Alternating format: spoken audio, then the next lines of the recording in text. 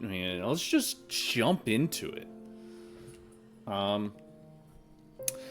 I suppose very brief kind of rundown for those of you who weren't here for the last stream. I am currently doing a Nestlocke challenge. This is a sort of challenge run of Hollow Knight that I sort of came up with. The rules are right here. Hold on. There we go. That's better. You can read that. So it's Steel Soul, and so no dying. You can't get any major upgrades for Mass Soul Nail. You gotta defeat all the bosses. And the big ones, you can't heal from focus, and you can only use the first charm that you find in a given area. So, these are sort of the rules that I'm running with.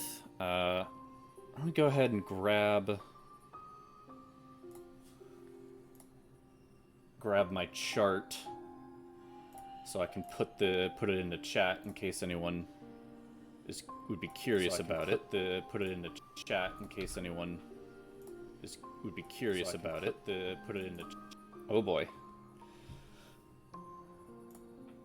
Probably should have muted that instead of closing that tab, but oh well. We're good. We're good.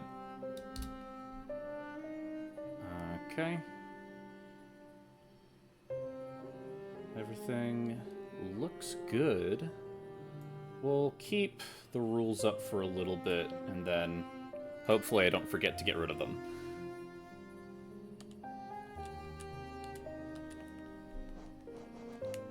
There we go.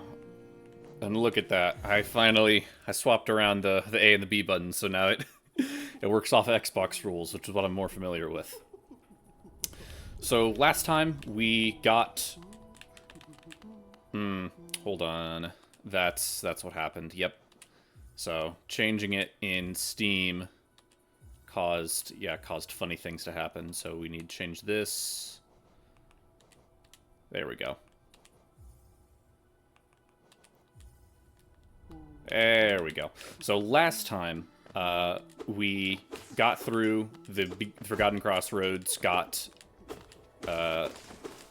what's it called, the Vengeful Spirit, and then went to Green Path, got the Mothwing Cloak, and then rounded out going back to Salubra's shop in order to get, the Shaman Stone, which is a charm that we're going to be using quite liberally as we continue through this playthrough.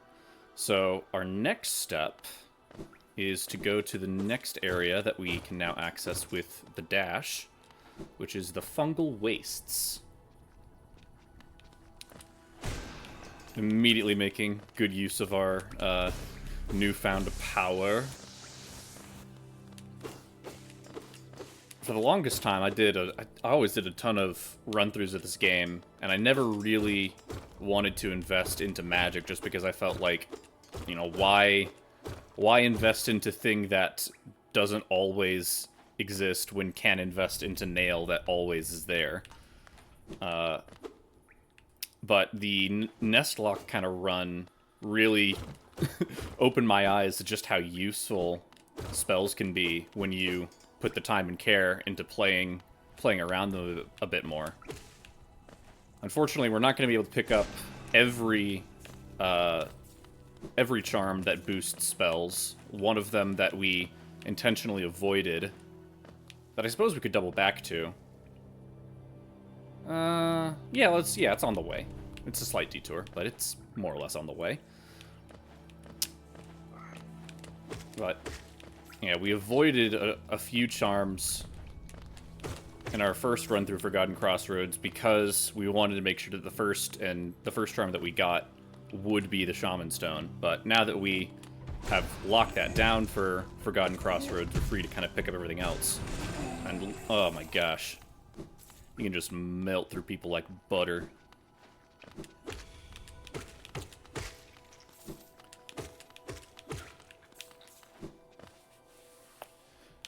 But honestly, like, it's not really as limiting as you'd first think.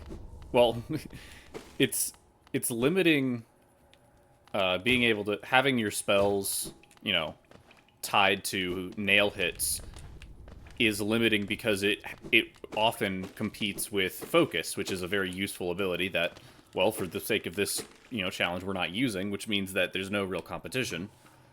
But also, like, a couple of sort of mook enemies, and you can just burn through. You can just, get back your full soul meter after spending it all. So honestly, it's funny how just, like, one simple additional mechanic, which is using your ammunition to heal, completely changes how people, especially myself, view a given resource. Like, a good example of a very similar mechanic is in Hyperlight Drifter. And in that game, very similarly, your attacks with your sword will give you ammunition for your guns. But in that game, because there's, the only thing you get from hitting with your sword is gun ammunition, you naturally spend your gun ammunition a lot more liberally. And you kind of sort of make these combos and weave it in. The combat system between the two games is notably different. I'm not saying that it's complete one-to-one, but it's funny how just by simply adding focus, Soul immediately has a much higher quality, or much, different perception on how valuable it is. But if we're being honest, a lot of times in fights, people don't really use focus, or they don't use it terribly well, because it's a commitment. You have to stand perfectly still and hold steady. And if you get hit, even if you manage to heal yourself, if you immediately get hit because you're out of position, then all you did is just waste resource. So there is a genuine appeal to simply playing as aggressive as possible.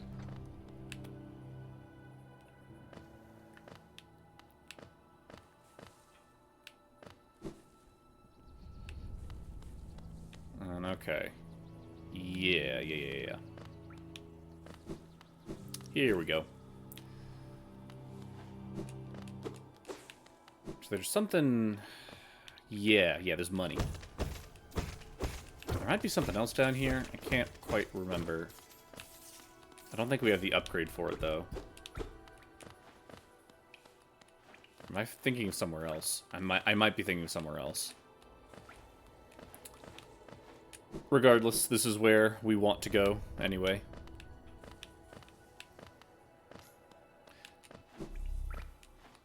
No, here it is. This is what I'm thinking of. It's right here. So, you'll occasionally see these kind of shaky floors.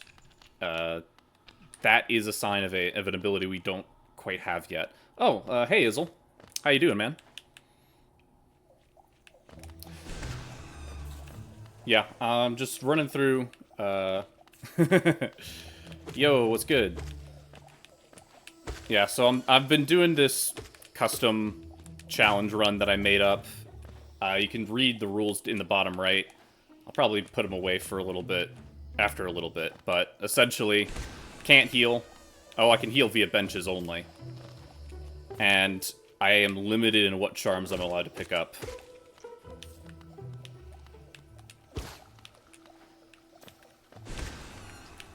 Oh boy. We're not too terribly far away from a bench. But a lot of acid around here, so we just need to be a little bit careful.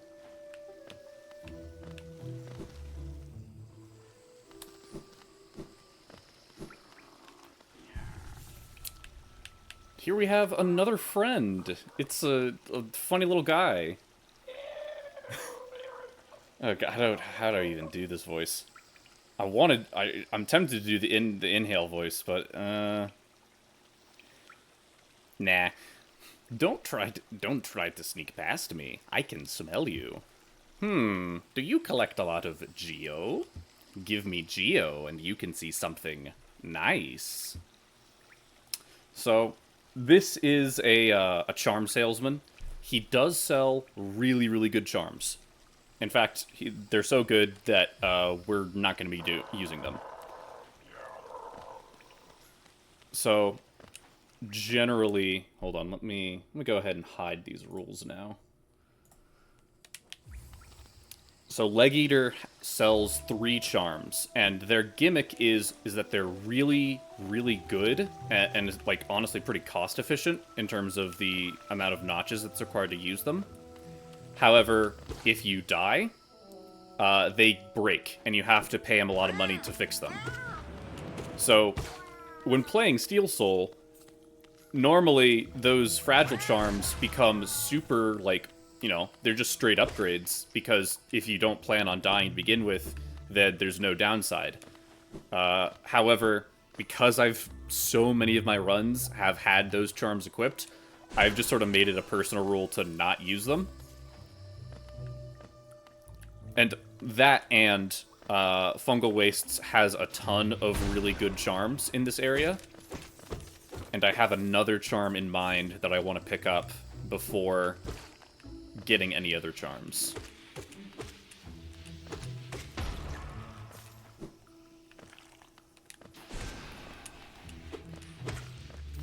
Now, those enemies are pretty scary because they're, you know, heat-seeking bombs do 2 masks of damage compared to the standard 1.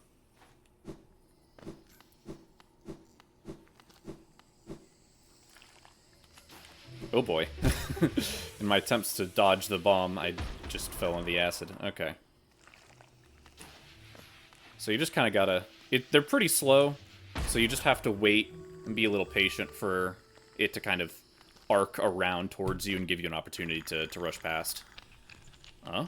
Is this a new enemy? Not at all. It's another friend. Aha! The tiny steps of a tiny creature. You got the look of an adventurer. We've so much in common. Searching for dangerous places, Well, you're on the right track. A long-necked critter warned me of a tribe deeper down. Warrior sorts, so she says, and I'm itching for some serious combat. Keep sharp, my adventurous friend. Let's stay alive and meet again on the road ahead. So this is Cloth. It's another sort of traveler, very similar to Coral. Very, very boisterous? Is that the correct term? But compared to some of the other NPCs, we don't see a ton of her. She has her moments, but that's then don't want to get too ahead of myself here.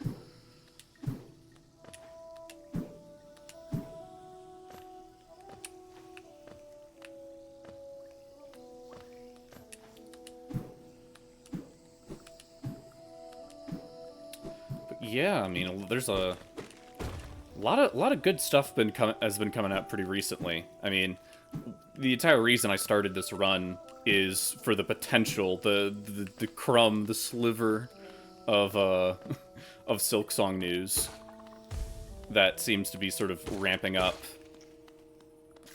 But you know, Deltarune just came out the other day. That's pretty crazy. I played the demo chapters. I already bought it. But I'm holding off on playing it quite yet because I want to get with a friend to go back through the older chapters because he's never seen it before.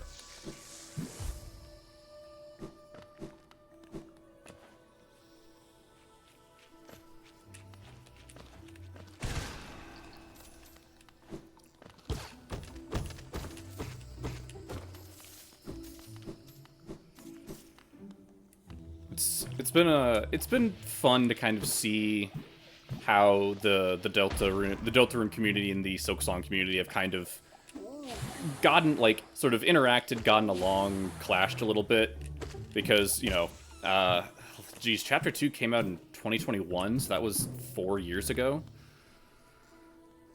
I mean, you know, we Silksong fans like to pretend that we, you know, suffer more than anyone else, but, you know, 4 years is nothing to scoff at. You know, like, we've been waiting, you know, 6, which, you know, isn't that much longer. The main difference, of course, is just that Toei Fox actually communicates to his fan base, whereas Team Cherry's pretty content to just go complete radio silence and let people spiral. Which is bait. Like, I can respect it. I don't really hold anything against Team Cherry for not communicating. Like, maybe at one point there was a turn. There was some sort of, like, crux in which it was kind of maybe inappropriate for them to be complete radio silent. But at this point, it's become so established for them to be like, for them to make a blog post and be like, "Hey guys, we're oh, Elder Scrolls is dead." Oh my goodness. I mean, hey, the Oblivion remake came out and people seemed to respond pretty well to it. So maybe that's them kind of testing the waters. I don't want to. Did the Oblivion remake actually operate on a new engine, or is it still the same creation engine that we've been running with since like 2009?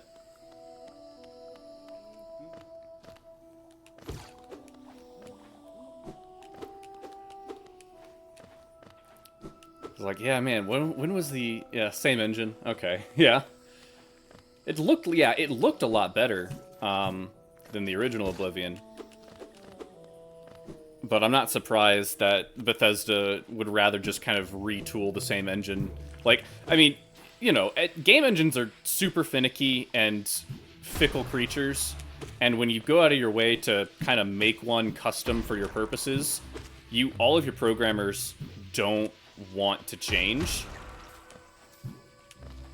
And so, like, I think probably an even more egregious one is that Bungie has been, like, you know, Destiny 2 and I think Marathon as well have all been operating off of the same engine that has basically just been a piecemeal modified Halo 1 engine. They, like, literally, Bungie's been using the same engine for decades. And that's just crazy.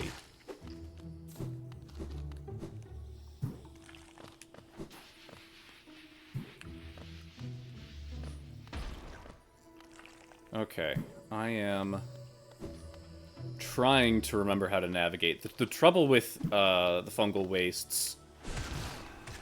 Well, I know where I am. The problem with the fungal wastes is that Cornifer is pretty deep into the fungal wastes, and he's on... I know. Okay, I know exactly what happened. There's a early fork at the beginning of the fungal wastes, and if you go down the right side, you end where I'm going, which is, in some ways, the, like, quote-unquote, intended path. But the path on the left is where Cornifer lies, and there's also another thing that we do need to double back for, but right now we're in the unfortunate situation of having only 2 masks left, and we're better off pushing in deeper to get to the next bench rather than trying to backtrack to the previous one.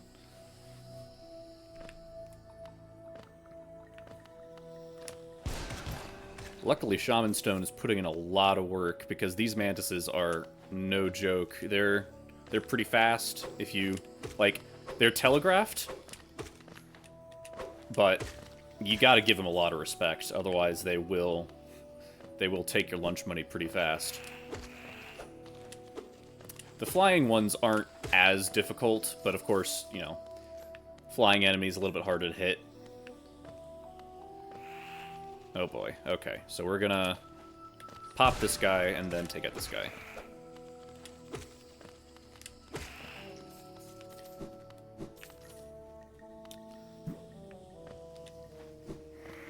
Nope. Not dealing with that guy.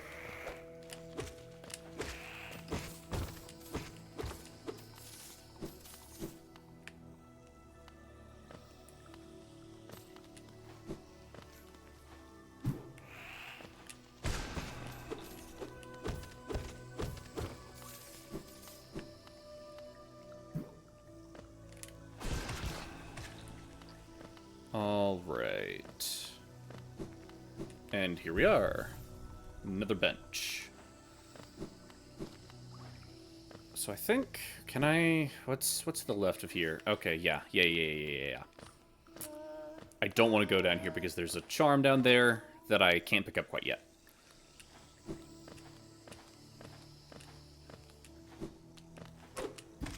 Oh boy. So one sort of neat thing is that obviously Hollow Knight takes a lot of inspiration from Dark Souls amongst a bunch of other stuff, but unlike Dark Souls, resting at the bench does not respawn all enemies. Enemies respawn by screen progression. So if you ever if you ever take a hit super close to a bench, you might as well just backtrack and pick it up again.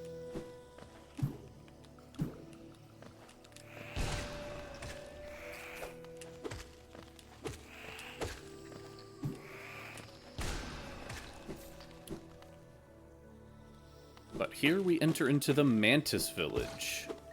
Now, one thing that I sort of forgot to highlight is that the Mantises, unlike a lot of the enemies here, well, actually, you can kind of notice, whereas most enemies sort of give off orange spray of the, you know, infection that we've seen in the opening cutscene, all of these enemies are only giving out white blood, which indicates that the infection has not actually claimed them. So,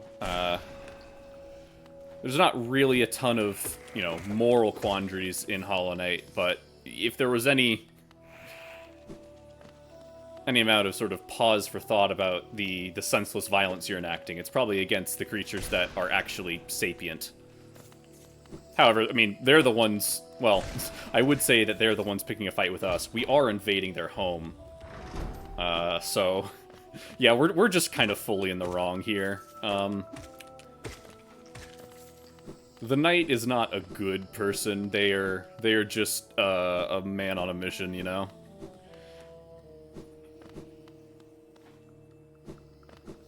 Imagine if Hollow Knight, like, suddenly just did a full Spec Ops The Line, like, psychological horror unveil.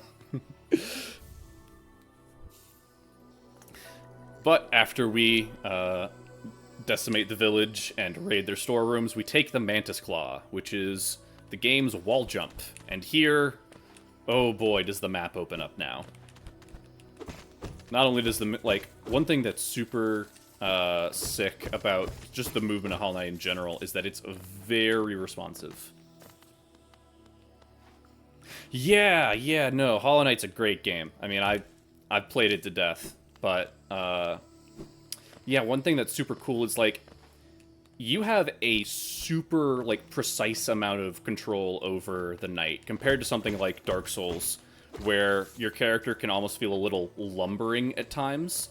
You can control exactly how high he jumps, his movement in the air is the exact same as his ground speed, there's sort of no kind of, like, momentum when it comes to changing direction in midair, so you can really just put your character wherever you need him to be. And the Mantis Claw really enunciates that, because you can jump off a wall and then immediately throw yourself back towards the same wall to ascend vertically. So it's a ton of fun. And you can do a little dance.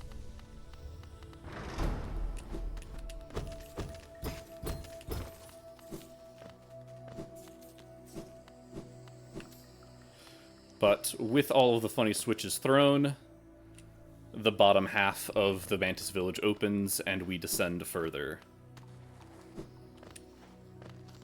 Nice little tutorial, sort of informing you that you can do a wall, you can dash off of a wall.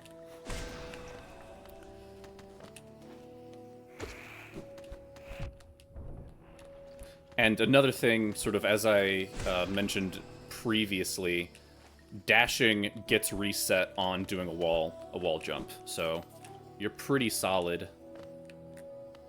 and can get a ton of extra kind of air mobility if you are if you're close to the wall. Yep, it is indeed a cute little bug dance.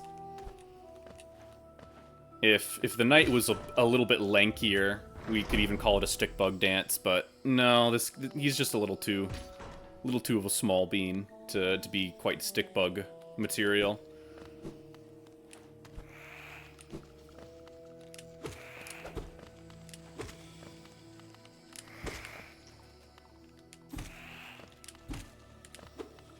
Come on.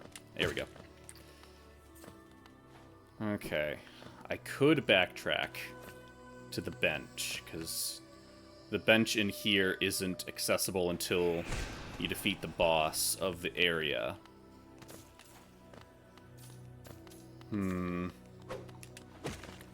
If I take another bit of damage, then I'll backtrack to the bench. Okay, yeah, we're gonna have to backtrack. So first, We're gonna unlock everything, and then we'll try and backtrack before heading to the boss, because I'm not taking on the boss with 2 health. 3, that seems like that's some greed. I might be willing to do that, but not with 2 health.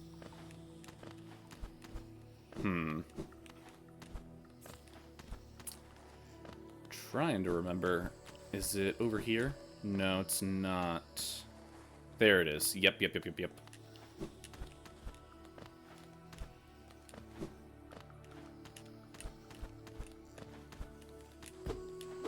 Okay. Just gotta be a little slow here. Don't want to throw myself into some spikes.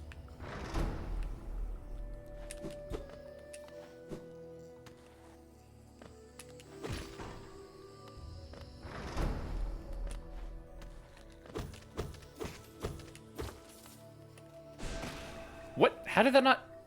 Huh. That should have hit. There wasn't anything in the way. It just seemed to phase out of existence. That's weird. Never seen a fireball do that. Okay.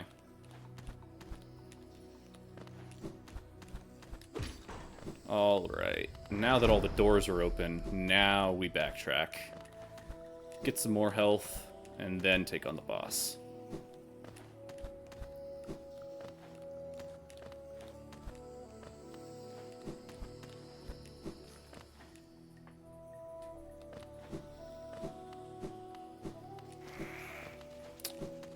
Hello, Quirrell. Hold on, give me one moment, sir. Hello again. Yeah. I suppose you've already met with the tribe of this village, They seem a little distrustful of strangers, to put it lightly. They're not brutes, though, no. The sickness in the air that clouds the mind of lesser beasts. They resist it. They retain their intellect and their honor, though also their lethal traditions. I've some words of advice, my friend. If you plan to challenge the lords of this tribe, your blunted nail may prove inadequate. There is a city nearby, the old capital of Hallownest. I've heard a nailsmith resides there. Seek the old bug out, and you may find progress. You may find progress that much easier. So, that is sort of a not-so-subtle hint of, hey, buddy, you can upgrade your nail if you go in the opposite direction, because the rulers of the Mantis tribe are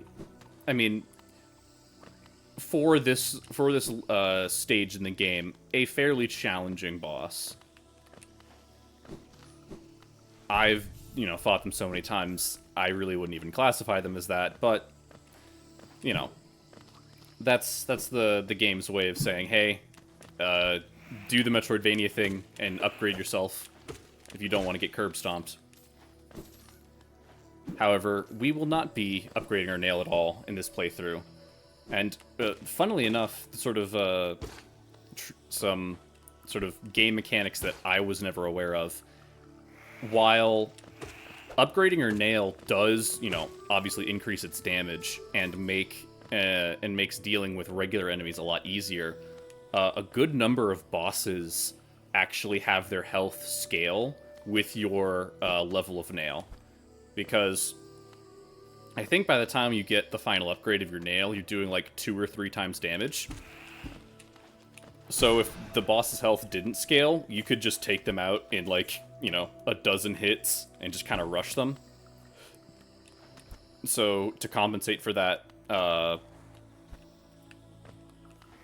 the game developers decided to just add health every time you get a nail upgrade, which kind of feels a little counterintuitive. Of, you're getting these upgrades to deal with bosses quicker, and I'm not sure how exactly it sort of shakes out if it does ultimately make it a little bit easier. But I know that speedrunners actually say that upgrading the nail will slow down your game pace, because if you use certain upgrades or charms that will boost your damage without upgrading your nail, you can burn through bosses quicker.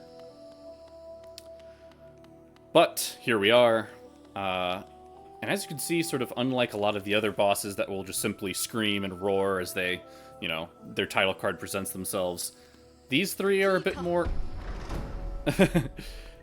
a bit more patient. They don't want us to progress any further, but they will wait for us to challenge them.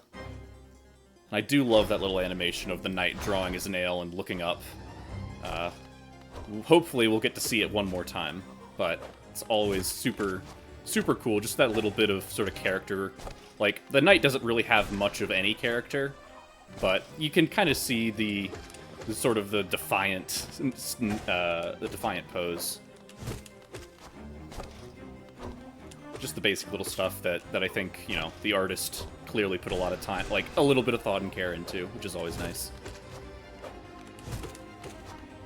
But yeah, this is the Mantis Lords. Pretty, like, sort of a standard kind of array of attacks, a downwards thrust, a dash, and then these, what do we call these? Like, nail beams? Because they're not exactly throwing a weapon, they're just kind of, like, shooting out a projectile from the ether.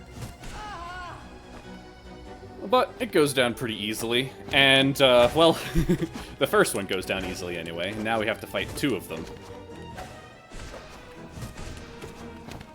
So this is kind of where the real meat and potatoes lie. You've got to keep in mind that when you try to get hits in on one, the other one might be close behind to snack you. But generally the pace is still pretty chill.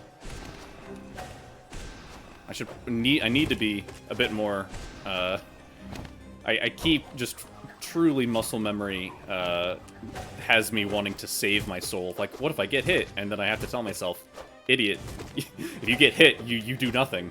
Spend the soul.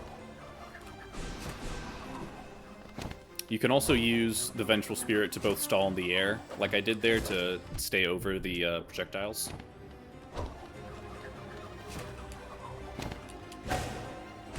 And just like that, one goes down, the other one shouldn't be too much longer for this world. And there we go. Always bow. Give respect. Okay, I think that might have just been my keyboard disconnecting. I don't know why it does that, but my mic still seems to be working and my controller's fine, so that's all that matters. Oh. Okay. No, you can go this way.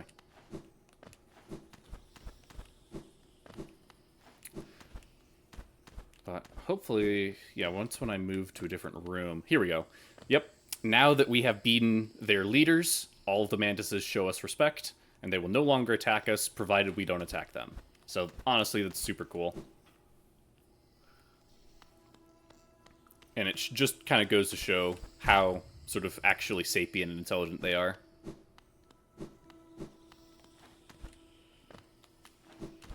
But here we have the true reward of defeating the Mantis Lords and our one charm of the Fungal Wastes, the Mark of Pride. We won't, unfortunately, be able to equip it just yet, but we'll keep it in our back pocket.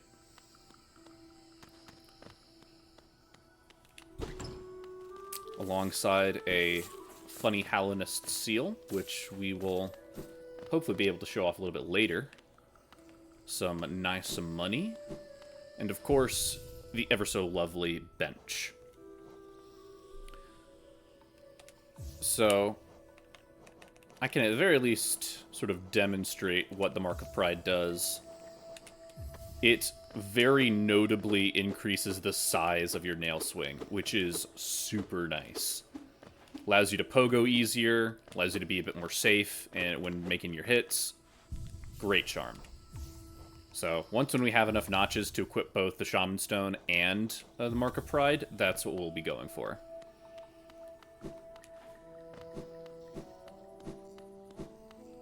Now, unfortunately, I think I might have, in my hubris to rush Mantis Lords to get the Mark of Pride, I think I might have messed myself up in getting to Cornifer, and I might have to backtrack all the way to Dirtmouth to get the map of this area. But oh well, we'll figure that out when we get there. Right now I I have an idea of how to get there, but it just requires a lot of backtracking.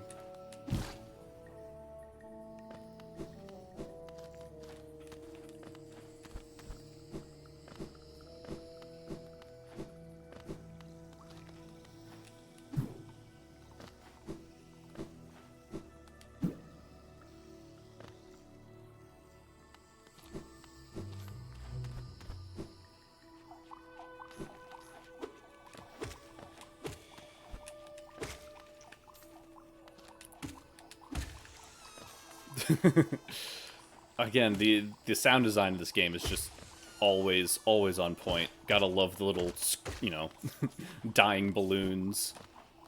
And oh, that's a funny little glowing rock. Let's pick it up. We've got a Wanderer's Journal. It's a... I got a chocolate bar. I got a stick of gum. I got a rock.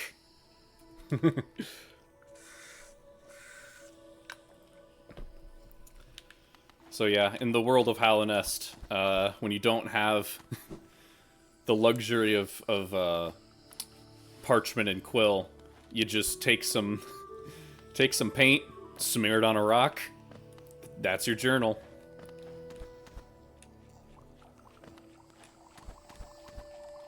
Okay. Yeah. I just need to go back directly the way I came and not try and be fancy about where I'm going.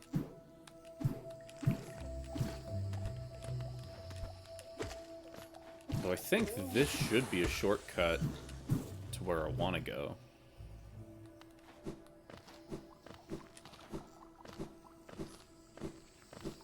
Yep.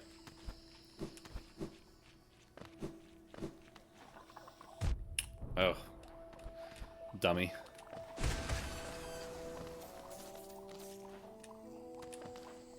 Might be wrong, though. I feel like I'm getting a little too deep compared to where Cornifer should be.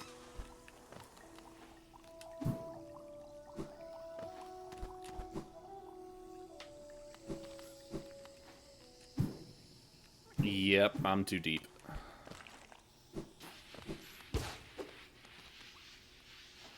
Wait for that explosion to pass. So here we've got... No, I can go a little bit further. Get a grub. There we go.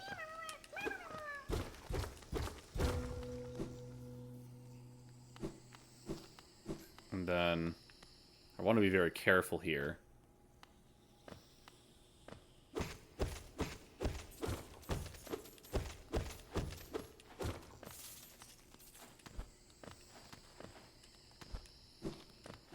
No, wait, no. This is not the right... Okay. I'm thinking of the wrong place. But this is a fun area.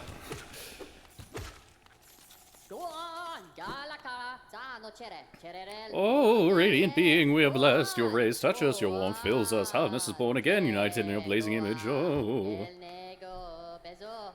Light is life, gleaming, pure, brilliant. To stifle that light is to suppress nature. Nature suppressed, distorts, plagues us. Embrace light, achieve union. Oh. So yeah, the infection doesn't immediately turn you into a mindless zombie, but it clearly isn't exactly good for you. But that's kind of, to my knowledge, that's kind of the first instance of the infection being referred... Oh!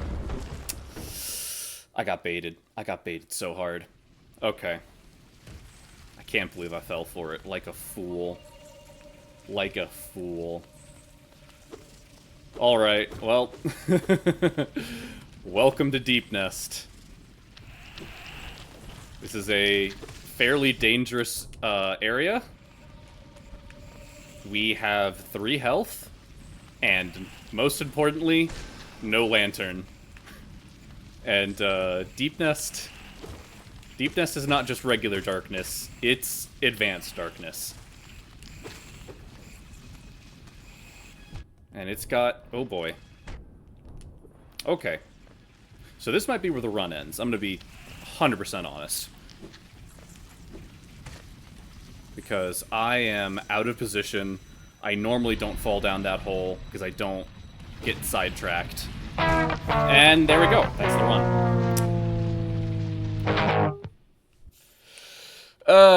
That's disappointing. Well,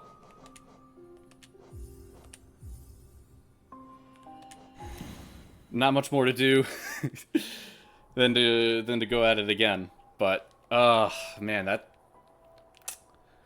dang, that sucks.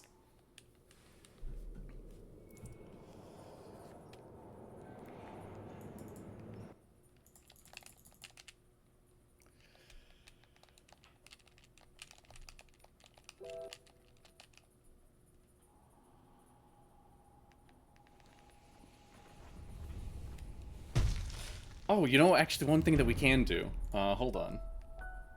Give me one moment here. Do.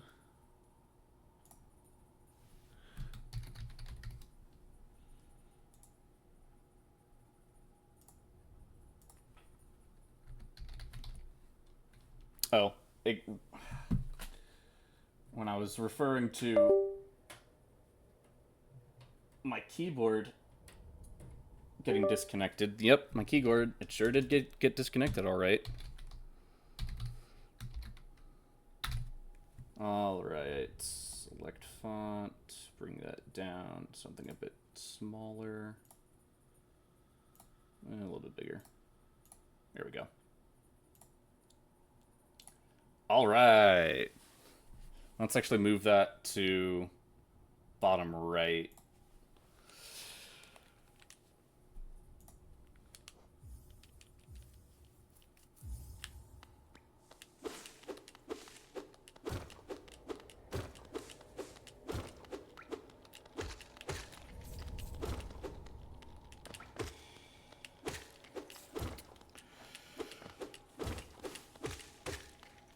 But yeah, a little disappointing. Definitely will be trying a little bit harder to not make that mistake again, but yeah, Deep Nest is a very, very tough area that you don't really want to go into until I've got a little bit more preparation. Of course, there's only so much preparation I can do if I'm not picking up any health or soul upgrades, but certainly there are some charms that I would want to get first before going in there. Some more abilities too, but shoulda, coulda, woulda. I definitely could have done a little bit more to react rather than just kind of let those dudes, because I want to say those little silverfish guys just constantly spawn. I think I was hoping foolishly that they had a limited amount of spawn. If I just kept waiting around and killing them as they popped up, they'd eventually go away. But not how they work. I don't know why I'm going down here, because I'm not picking up that charm. Pure habit, I suppose.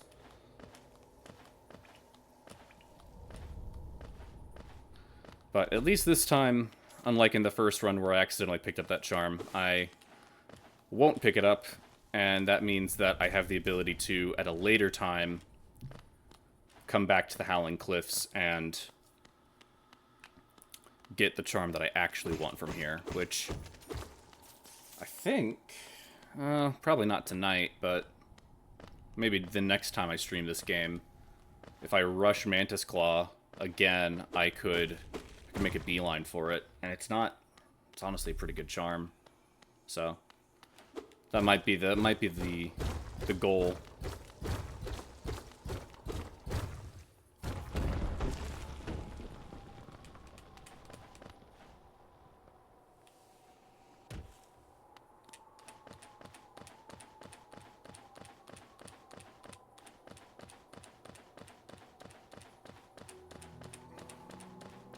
Can't talk, old man. Gotta schmick and schmoove.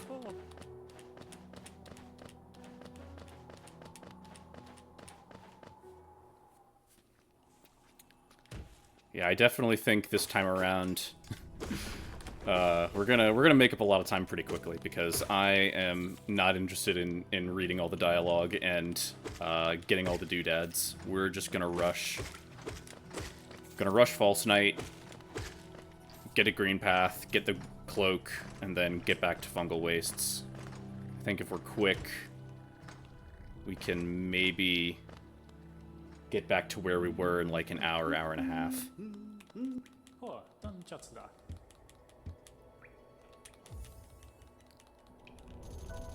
Yes, yes, yes, yes. Thank you, thank you, thank you. Corner for you are the goat.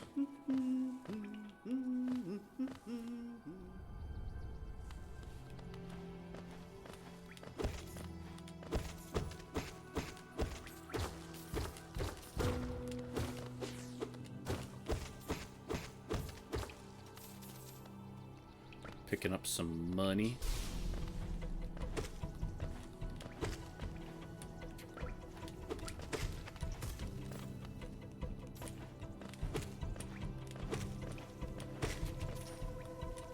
Hold on, there's a stalactite up there. I wanna skewer him with it. Okay. I wanna try and line this up. Ah, no, I triggered it by jumping. Ah, no. My plan. Oh well, we move on.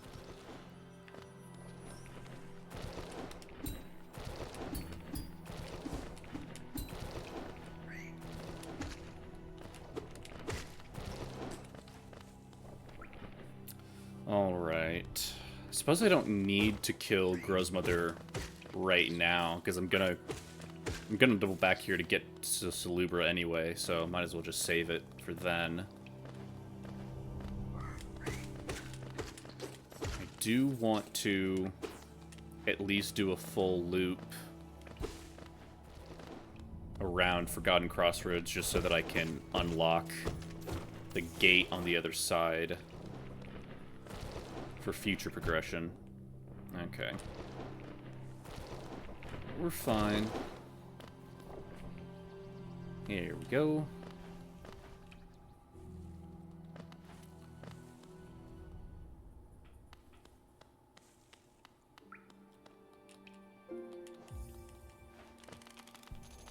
I think we'll go ahead and ride the stag just because we need to unlock the stag station from inside Dirtmouth. So might as well do that while we're here.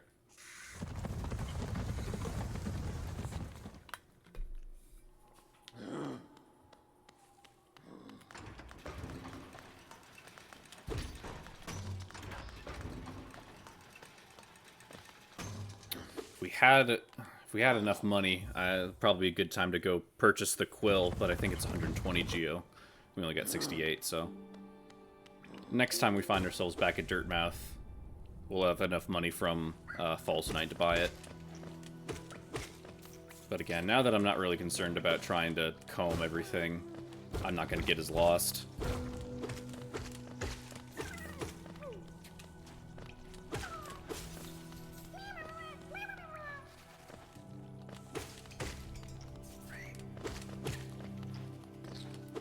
Alright.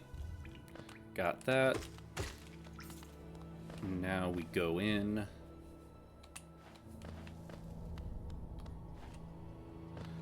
I do want the money, so we'll take on this guy real fast.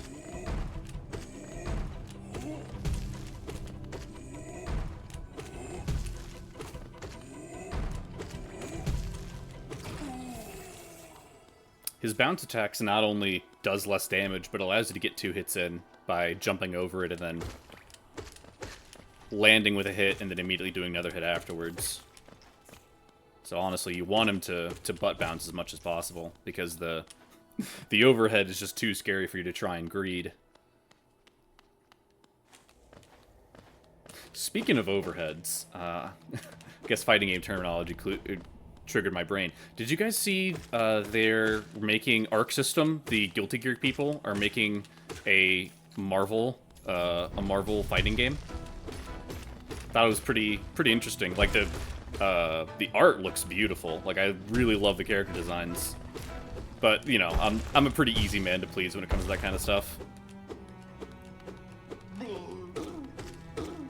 No, not Marvel Rivals. So that's the hero shooter. They, Arc System, the Guilty Gear people, like, I think it was either today or yesterday, released a trailer for a 4v4, like, fighting game. Or it's not 4v4 in that it's 4 players, but, like, you control 4 characters and, you know, swap them out assist style. So instead of Marvel vs. Capcom, it's now just Marvel vs. Marvel. Yeah, it's called, like, Marvel Shoten or something like that. A term that I don't want to repeat because it's Japanese, and I'm definitely butchering it right now. But it looks interesting. I mean, you know, I'm not the biggest fighting game guy. If it doesn't start with Smash and end with Bros, I'm not usually the type to play fighting games. But I like watching it. I like people sort of, you know, talking about tech and combos and that kind of stuff. Yeah, I mean, I certainly think that Marvel characters lend themselves a lot better towards a fighting game than towards a hero shooter. I did play a lot of Marvel Rivals for like the first 2 months that it was out. I even got to Grandmaster in the first half of Season 1. Exclusively on Penny Parker. So, it's fun. I enjoyed it. But no, I haven't played it in a hot minute. And I really don't plan on going back anytime soon. Got too many games on the docket.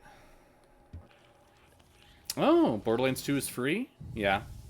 I'll probably pick that up. I mean, you know, I ain't gonna pass up free, but that Borderlands 2 is the only Borderlands game that I actually have played and beaten, so I'm not really stoked to jump on that, but I mean, hey, I've never played with friends, so that might be something to do.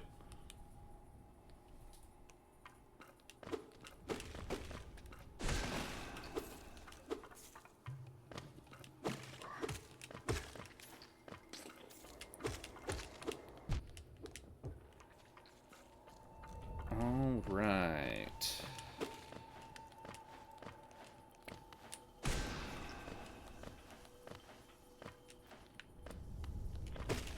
So we're making pretty good time.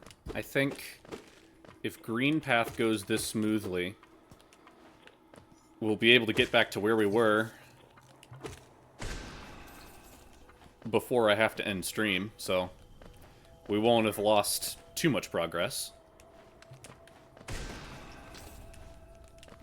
That's always sort of the nice thing about Metroidvanias like this. It's like, you know, you can take it methodically, but if you ever feel the need to make up for lost time, you can kind of put pedal to the metal and cut corners to get to where you need to go pretty quick.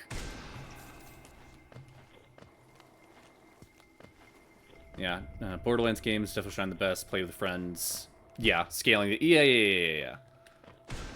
I probably shouldn't be reading chat while I'm with other enemies that are still around, but it's fine. That's what the lifeblood's for. In fact, that actually reminds me, there's a bit of tech that I could probably show off that is fairly important for the run.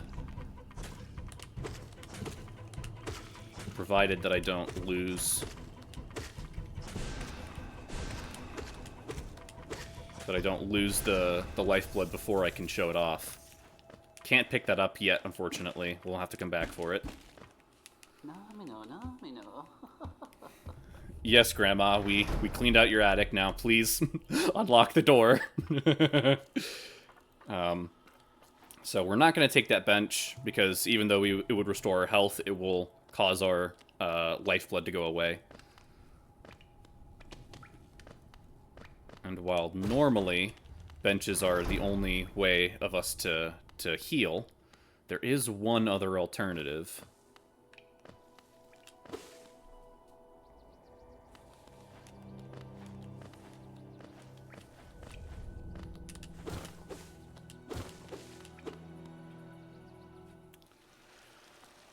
The beloved hot spring. So, not only does the hot spring refill your soul, but it heals you without having to sit on a bench. Therefore, you get to keep your lifeblood. So we're now looking real nice.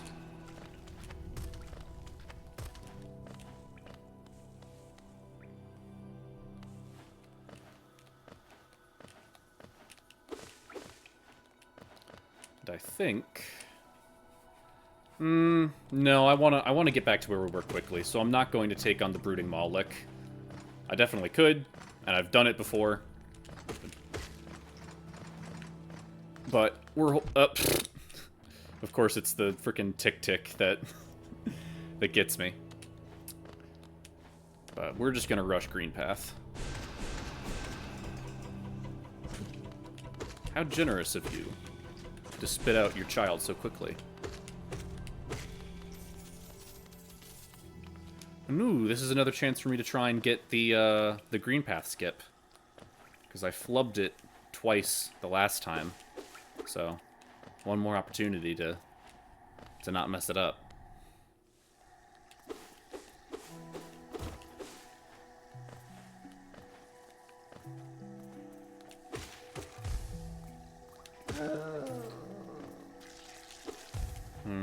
Okay. There we go, full soul.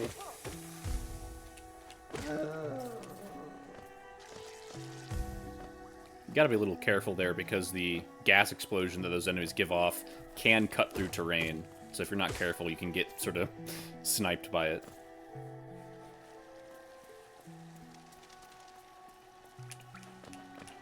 Doop doop doo. Rushing past the bench because we don't need it. Alright, and here's the skip. Oh my gosh, guys, it's Hollow Knight Silksong. When's the game coming out? Okay.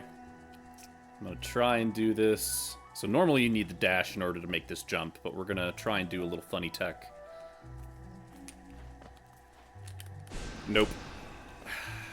I need to do it at the apex of my jump. Hold on.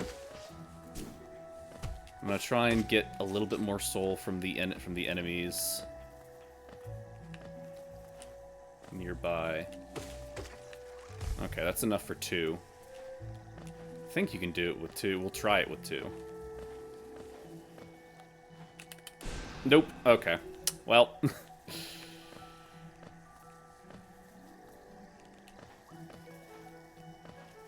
Never said I was terribly good at it.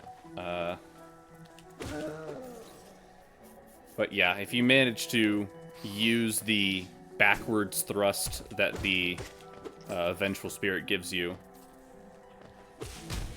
you can actually make that jump, and it saves a decent amount of time.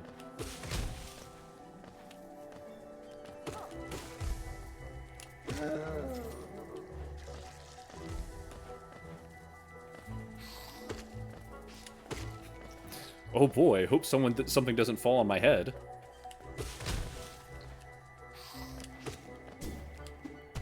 Once again, I refuse to iterate on that joke because it is already perfect as is.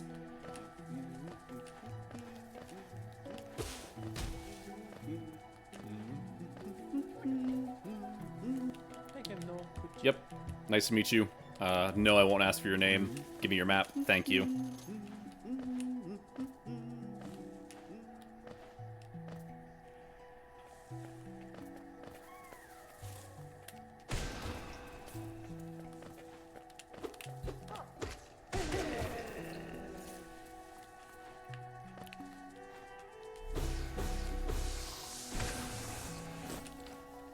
Alrighty. We're schmiction, we're schmoovin'. Oh my gosh! There she is!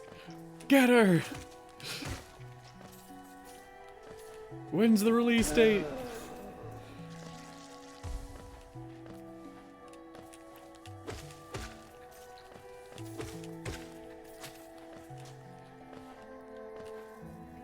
But yeah, for those of you who didn't know, there's been some actual, not quite fully news, but there has been some. Ah, I'm a fool. I got trapped. I got tricked by the Fool Eater. I'm a fool. But as I was saying, there's recently been some developments in that Silksong has been updated on Steam to, I think, include a bunch of different language checks, which people are presuming is for achievements, as well as the game files that were, like, presumably just like a demo or a placeholder, has been officially changed, which is, like, one of the first manual updates to the Steam page for Silksong, like, kind of ever. That, alongside news that the game files have been, like, moved over onto Nintendo eShop, indicates that we're kind of approaching something perhaps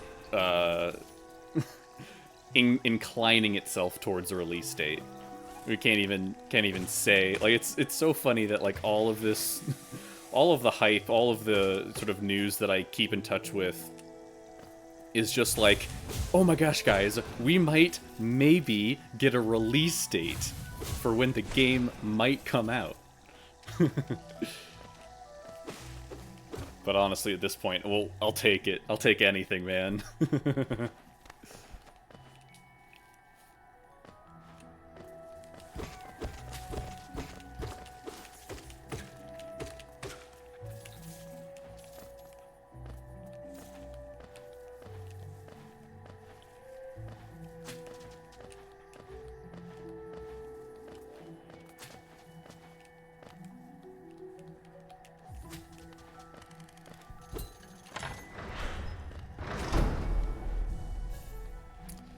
Sitting on the bench just to look pretty. We have really no purpose.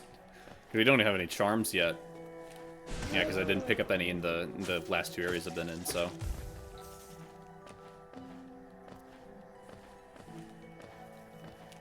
Moving too fast. Don't have time to pick up charms. Must continue to schmoove.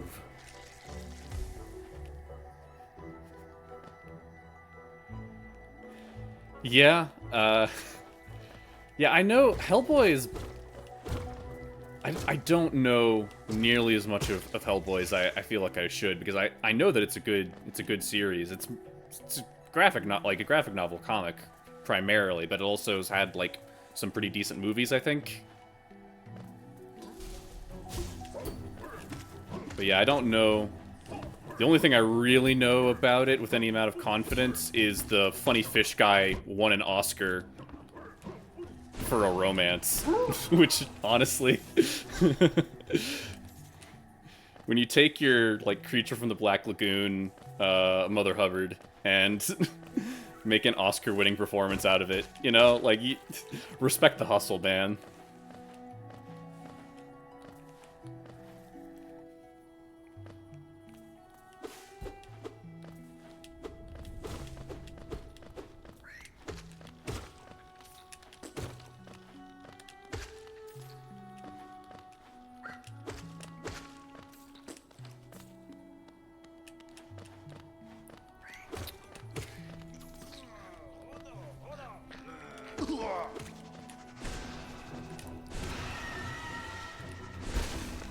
Man, what a scary boss. Yeah, if you time your vengeful spirits correctly, you can just melt him before he even gets to roar, which is absolutely wonderful. We will always take time to talk to Zote the Mighty. What are you still bothering me for? I'm a knight. I'm not interested in your childish games. I need my rest. Begone, lest I draw my nail.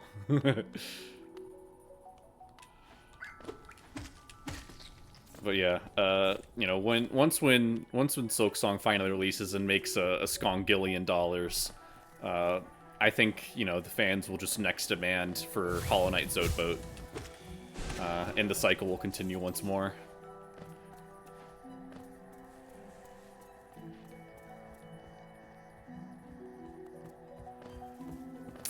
Yeah, Doug Jones.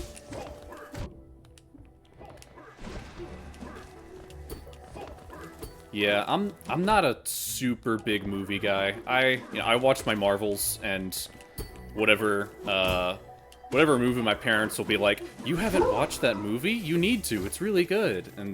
But like honestly, outside of that, I don't really watch a ton of movies. Like the last movie I saw that wasn't a Marvel movie was the what was it? It was that Looney Tunes movie that came out a few months ago. It was pretty good. Like as far as just like a basic, you know, run-of-the-mill Looney Tunes, you know, full motion feature. Like, it was fun. Enjoyed it. I grew up with the Looney Tunes show as kind of like, I mean, I watch a decent amount of the old cartoons because those were also on Cartoon Network, but like my main exposure of the Looney Tunes were through the Looney Tunes show, which was a like sitcom reimagine, like a domestic sitcom reimagining of the Looney Tunes characters. I think, you know, it definitely had its moments. It created one of the best characters, which was Lola Bunny, or like redefined Lola Bunny to be an amazing character.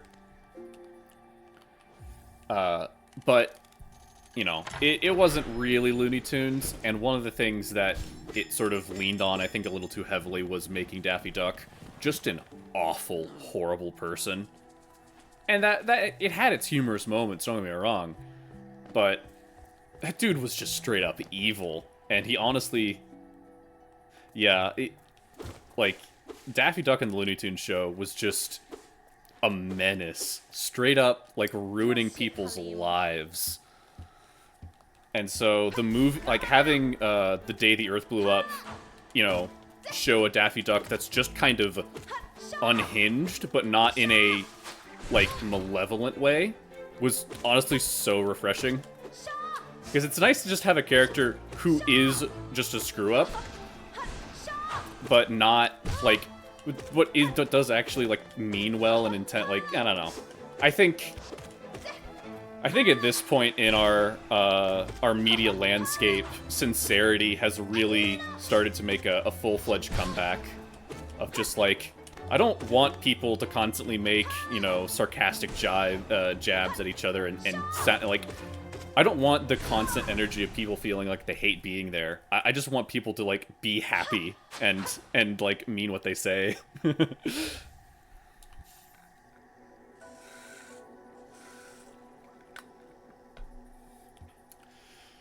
But yeah, we're doing pretty good. It's, okay, cool. I am gonna need to take, a brief break in about, like, 30 minutes or so to go see about my dog, but I'm still good to stream for a while after that. Oof, man, that is bright.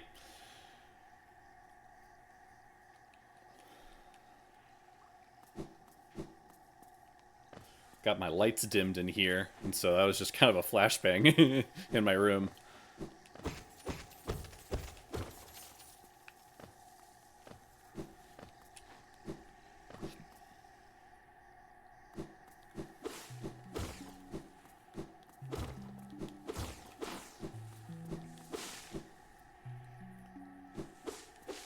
I have no reason for going here, but I just want to say hi to the boy. Nah, me no biz. Nah, me no biz.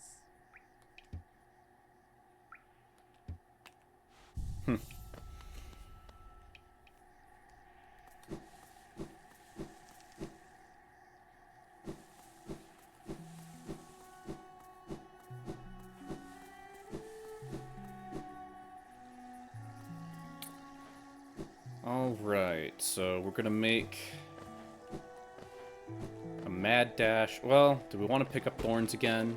It wasn't super useful, but like, there's not really any other charm in Green Path that I want to get, or I'm not even sure if there are any other charms in Green Path, if I'm being honest, so I might as well go and pick it up.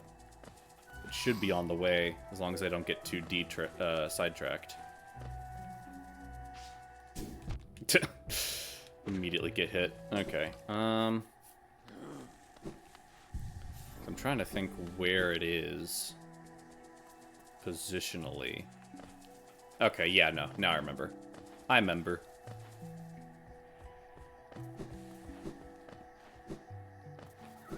Oh yeah, want to go ahead and...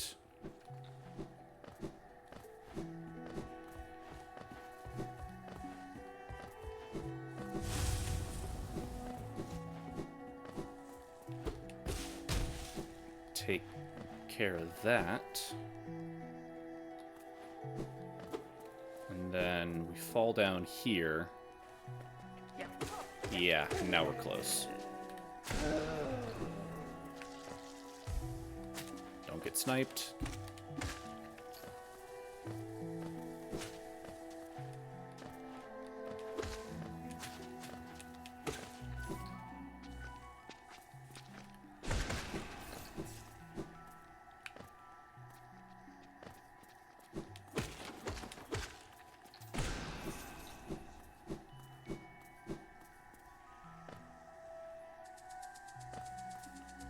Okay.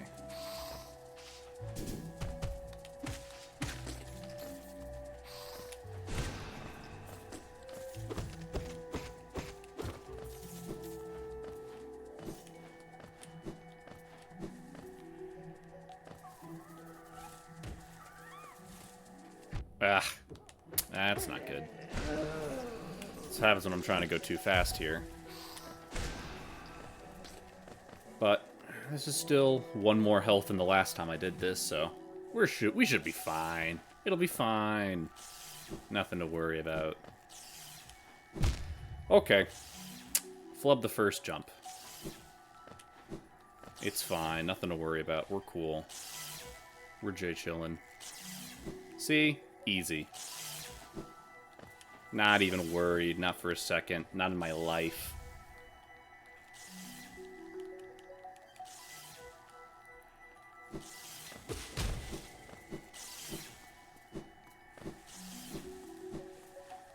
Give me a minute. I gotta lower my heart rate a bit. Again, it's not the fact that the platforming challenge is hard. It's that the monkey brain sees monkey brain sees a number low and starts to do funny monkey brain things.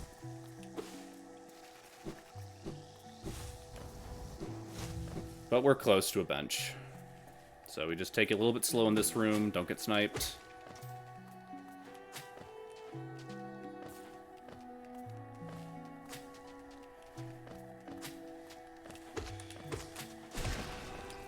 Okay. We're basically home free, but... I say that! Okay. Now we're good.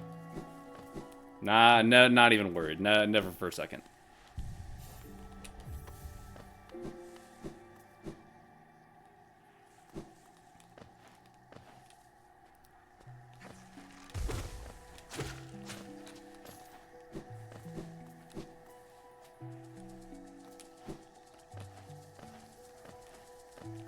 Okay.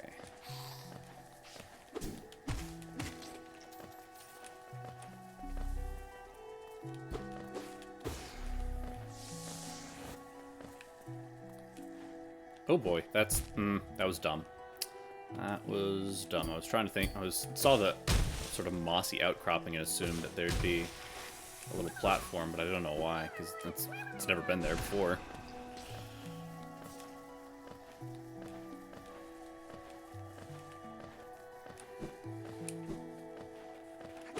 But we're close to the green path entrance, and from here should be pretty smooth sailing back to Salubra. We're gonna have to take out Grosmother again, but now that we have Vengeful Spirit, it should be even easier than it was the first time.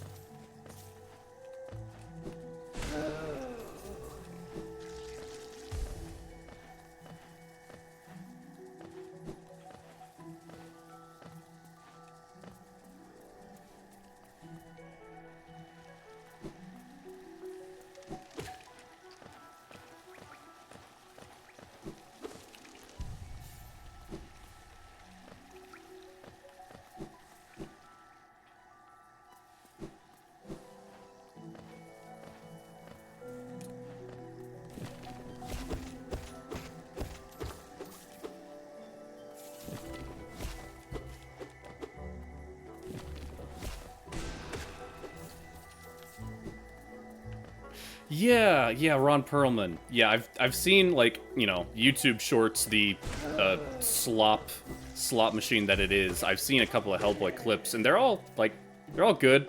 I like Ron Perlman as an actor, generally. I couldn't name a movie that he's in off the top of my head, but I've seen some of his stuff, and it's good. But yeah, no, I mean, there's honestly a ton of comic books that I probably should try and get into at some point. Been reading, like, you know, off and on manga. Really the only manga that I truly keep up with is the One Punch Man webcomic. But every now and again, I'll decide to check back in on, like, the newest Ultimate Spider-Man run has been pretty good. I haven't read it in the last couple of issues, but I've enjoyed it a good bit. I think it's nice to have a Peter Parker that isn't constantly just getting shit on by the writer. Though, you know, at some level, you need to have a Peter Parker that, you know, has to make the right decision at personal cost. So it can't, you know, be nothing but sunshine and rainbows, but generally, you gotta let the guy be happy at the least.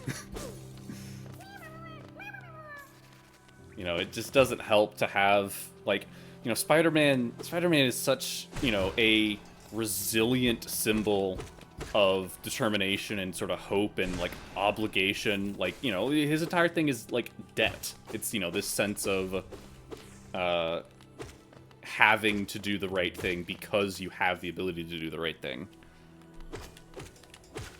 And so, you know, with a character who's that optimistic and that hopeful, it just kind of sucks when he's all constantly getting, you know, getting demeaned or sort of talked down to, or just, you know, generally his life just goes horribly through no fault of his own. It feels like the editors just kind of have it out for anyone who wants, you know, good people to get rewarded. It's like, oh, you think the world is not inherently, you know, bent towards screwing over the best and brightest? Well, boy howdy, do I have a, you know, thinly veiled disguise of my personal life ethics in a comic book for you. Not that I really haven't read any of the current 616 run of Spider-Man, so I'm completely talking out of my butt here. I'm sure it's not as bad as some fans claim, because, again, you know, some people get so attached to the character that any writing choice that puts them in a, you know, unflattering light is tantamount to, you know, blasphemy. So there's obviously a balance you need to strike when writing characters like Spider-Man, or, you know, any character that's meant to discuss the nature of you know, what it means to be a good person. That kind of moral quandary always is going to have some back and forth about, you know, consequences and actions. But we just killed a mom and are going to murder her children because they're keeping us locked in this room. So, you know, sometimes you're just locked in a room with a bunch of newborn babies, and only one person's walking out of there.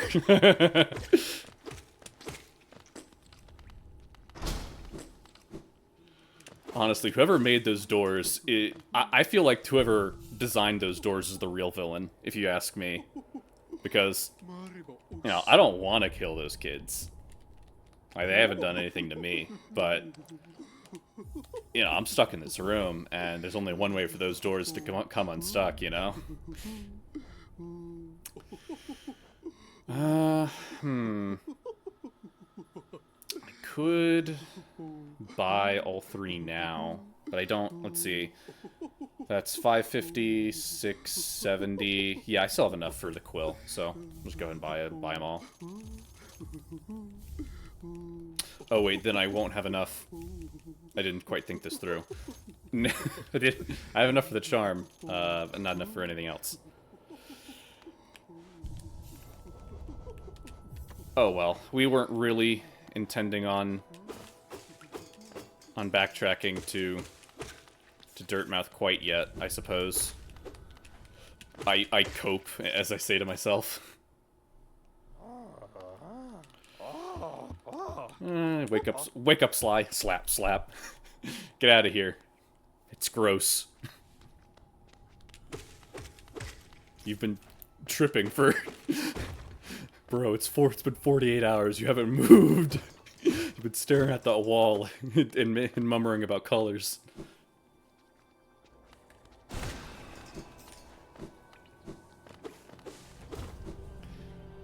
And man, this sure feels familiar.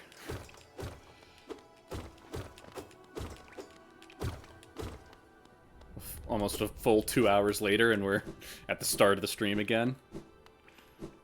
Man, I love pointing out a trap and then immediately falling into it.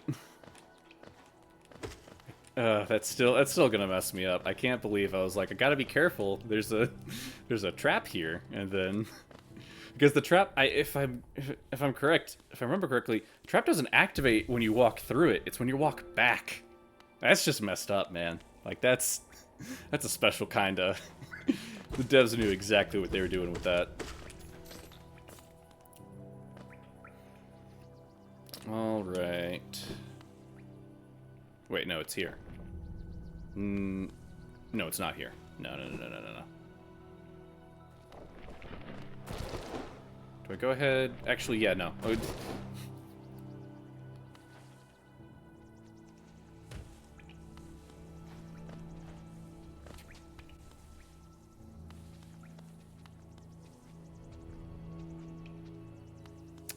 Yeah, I definitely see that take of, like, Spider-Man sort of being the sad clown archetype. But again, like, it's not impossible for you to write Spider-Man in different states of his life. I think, you know, one of the real things that like, fans actually sort of get upset about, beyond just the fact that their favorite character just constantly gets his you know, crap kicked in by life, but it's just more like they're constantly trying to keep Spider-Man in a, like, adolescent state, because, you know, the editors want to make sure that he always appeals to youths. And so as a consequence, like, he can never have a stable relationship with Mary Jane. He's always strapped for cash, even though he's a, you know, super genius who makes all of his own inventions. He can never, you know, like, anytime he makes some sort of financial success, it gets stripped away from him. You know, I think people who are truly invested in the long-term, like, overarching story of Spider-Man are just frustrated that, as a character, he doesn't have the opportunity to develop in the same way that other characters often get to, because he is a flagship. It's kind of, in some ways, you could say that he's a victim of his own success. Like, because he's so iconic, he's not allowed to deviate from a certain, you know, range that he's expected to act in. Whereas characters who are a bit more niche get to kind of really, you know, be weird and let loose. Like, I think a great example of that I do know from comics is, I want to say it's like it's like in the 80s. There was a run of, I want to say it's Animal Man, a DC hero. And it got weird. My brother was telling me about it one time.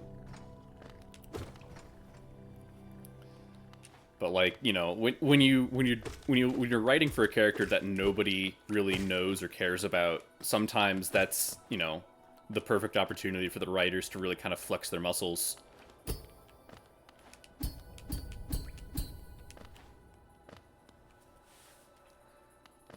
And take them into a direction that no one's ever really thought of.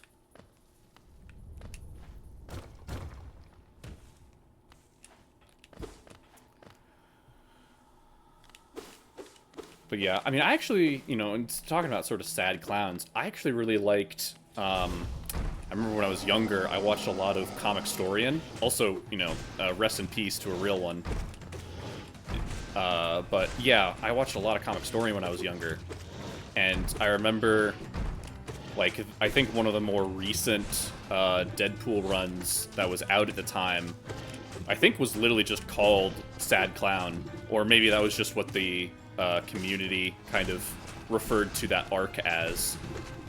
Because it was kind of like Deadpool dealing with the aftermath of, I want to say, not Secret Wars, but like some big event where a bunch of characters kind of like secrets or unrevealed pasts got made aware to everyone. And I think Deadpool's was that he had a kid. And all of a sudden, like, you know, this incredibly unserious, you know, meme of a character had to sober up, like, super fast. Because it's like, oh yeah, you're now responsible for, you know, the well-being of this, you know, 6-year-old girl. And it's like, oh. Oh no.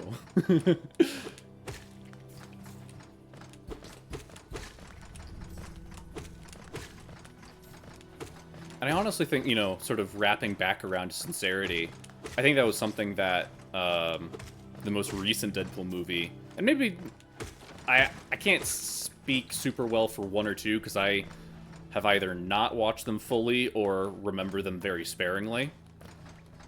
But at least, the most recent Deadpool movie, Deadpool and Wolverine, I think they really did a good job balancing, you know, the inherent humor and sarcastic nature of Deadpool with this genuine, like, pathos about the character. Because in that movie, like, you know, he starts it, you know, very clearly desperate for sort of a victory. Like, he wants to be recognized and treated with respect. And that's kind of the core of his motivation throughout the movie. Even though he's, you know, making jokes and cracking wise all the time, he really does want to be treated more than just a joke. And, like, when Wolverine, like, when Hugh Jackman tears him apart in that monologue inside the family wagon, like, he doesn't even say anything clever. He's just like, yeah, I'm gonna fight you now. And then they, you know, just immediately go into the big, you know, choreographed fight scene inside the car.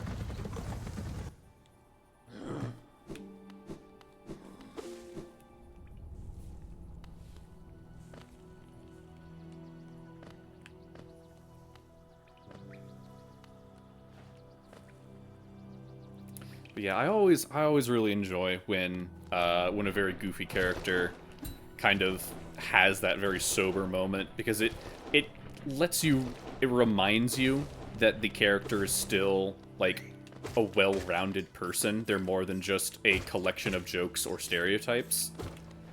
And honestly, like, anytime that I play even a slightly goofy character in, like, Dungeons and Dragons or any other kind of role-playing game, I'm always craving that moment when there's an opportunity to kind of sober up a little bit.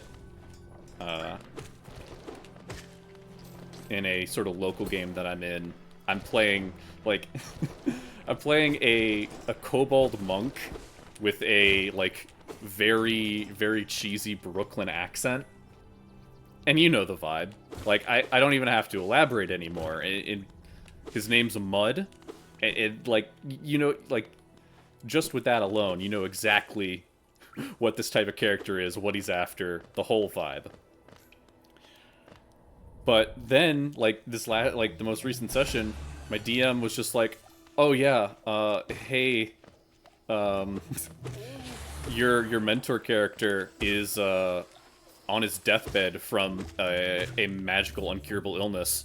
And it's like, damn, I just wanted to come here, do my cheesy Brooklyn accent, and make dumb jokes, and now I gotta lead the scene as the straight man, because no one else has ever met this man before.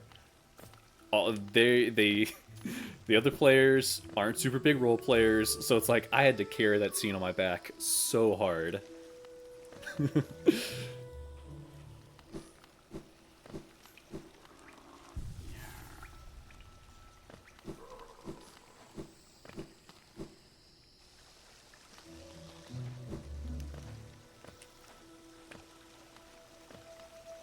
Alrighty. Oh, there we go. Okay, so here is the split that I alluded to earlier. So we're gonna go the left path now in order to... Oh boy.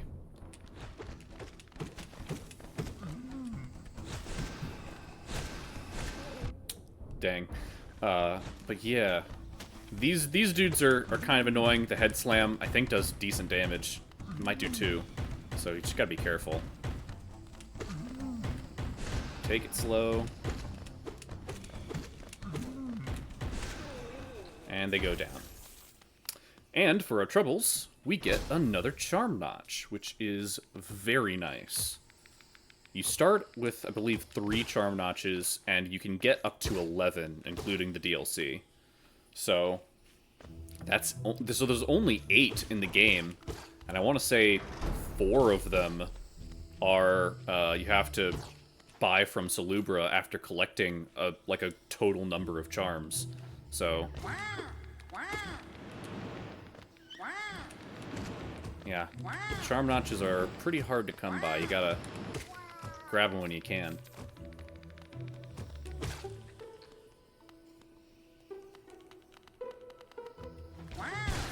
Yeah, I mean, like, that local game, it's a mix of kind of new players. There's one kid who's in high school, and so, you know, like, he's just generally, treats it a bit more like Skyrim than anyone else. Like, you know, he's in high school. He's gonna treat it more like Skyrim than the adults in the room. But then, yeah, so it's like a mix of new people and then people who just aren't as experienced in role-playing. So even though I'm playing predominantly a joke character, I also have to both find in-character ways to say, hey guys, let's come up with a plan and figure out how we're gonna, you know, get through this. And then also sort of like poke other characters to try and, you know, see what their you know, all their junk is about. And sometimes, like, you know, at the end of the day, you don't want to poke too hard, because sometimes a character's, like, you know, reason for existing is we needed a cleric, and so I, you know, devote myself to my god because he gives me magic powers. And that's really as deep as it gets. And so, and then, you know, if you don't want to go out of character too, at a certain point, it's like, okay, here's this person that I've, you know, known for 3 days, and when I asked them sort of offhandedly about their deity, they didn't really elaborate. Do I really care enough to you know, continue drilling down when it's pretty obvious to me, the player, that this other player doesn't really have a good answer? And the answer is no. So, you know, you just kind of let it be.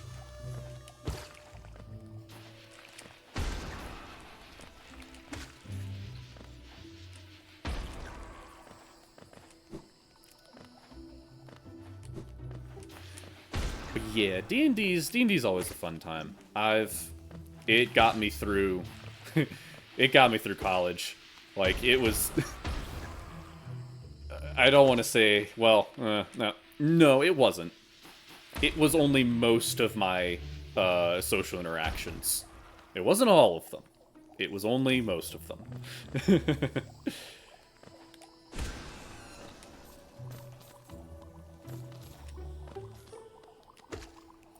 96. No, because if we're talking about sheer numbers, okay, so like I did go to church. That's like 1 to 2 hours. I didn't talk to a whole lot of people at church, but I made nice, and I had some. I was rooming with some of the guys that I was going to church with, so like I would say it's probably like a solid 85% if we're being generous. Maybe if I really want to add up all possible social interactions, closer to like 80%, but like 75, 80. But like I think 85 is reasonable. Still entirely too much. I did not socialize a whole lot in college, and I think Well, one was just I'm not a terribly social person. I don't go out of my way to make new friends and, you know, join clubs or activities and that kind of stuff. But COVID didn't help. That was my freshman year of college was during COVID, and so, you know, that sense of like camaraderie and like learning, you know, the environment that you're in, you know, trying out new stuff. Because like trying out new stuff is kind of what freshman year of college is meant to be. The, you know, workload's super light. You know, oftentimes your university will push you to take like one weird course to kind of get you into things. But because that happened during COVID, like, you know, peak COVID, I stayed in my dorm so much. There was a day. Oh man, yeah, no, there was a day where I literally left my room a total of 3 times. One to walk down the hall into the shower, one to get lunch, and then a third time to get dinner. That was a very sad day.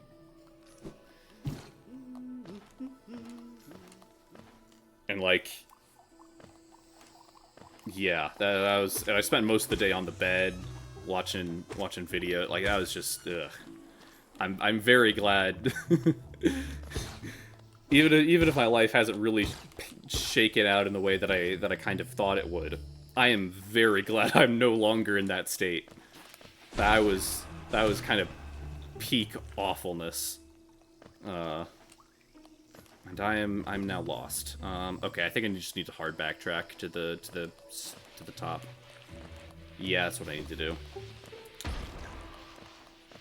No, I mean, it's not like everyone had a tough time during COVID. Like, my story is in no way unique or really all that special terribly.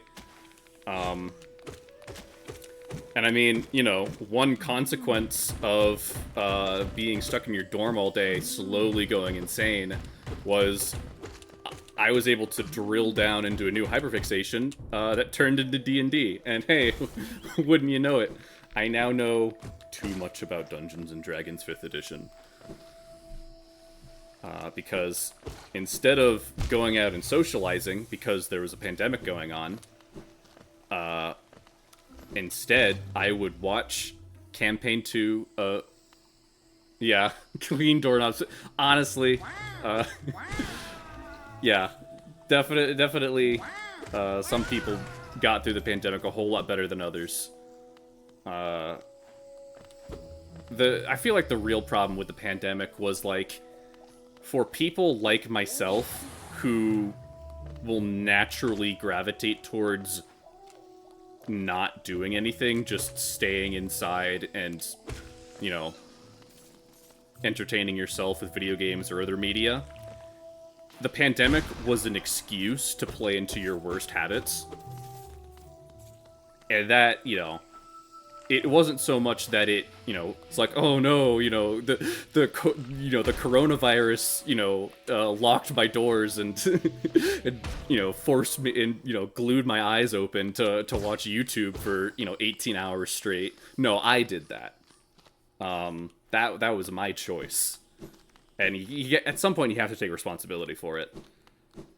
But, you know, a consequence for both good and ill, I suppose, is that the pandemic gave me an opportunity to binge watch a ton of Critical Role, and Critical Role, in my opinion, is one of the best ways to kind of learn the game in a pretty natural way, provided you take the time to look up things that you don't understand. So, like, you know, because Critical Role is just unedited, like, footage of people playing the game, and playing it pretty competently overall. So whenever they, like, cast a spell or use an ability, if you don't know what that ability is, just look it up. And you'll gradually piece together an understanding of how the rules work, as well as what, you know, a lot of the cool abilities do.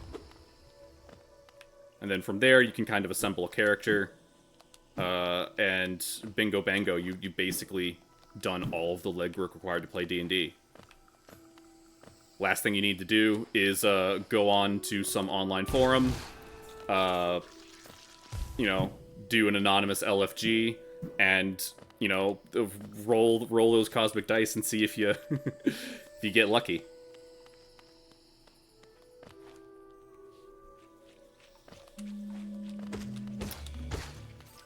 Oh, that is my alarm. Okay. Gonna take a brief intermission. I need to go and let my dog out real fast, so I'll be back in a little bit. A few moments later. All right. Let me... Okay, yeah. We're back. Oh, gotta... There we go.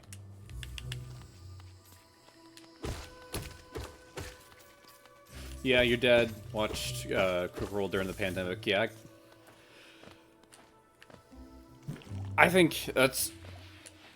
I know it got big before the pandemic. Because, yeah, Campaign 2 was like 2017 and then ramped up from there.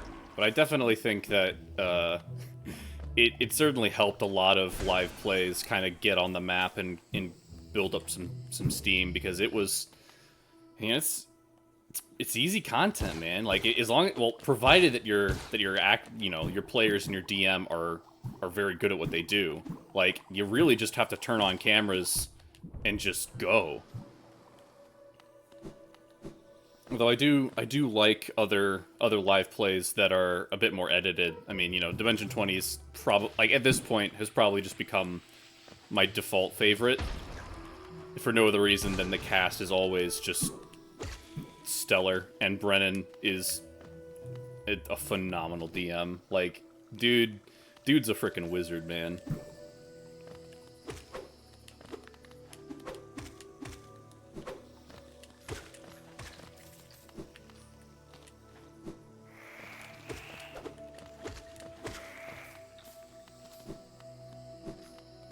Bam.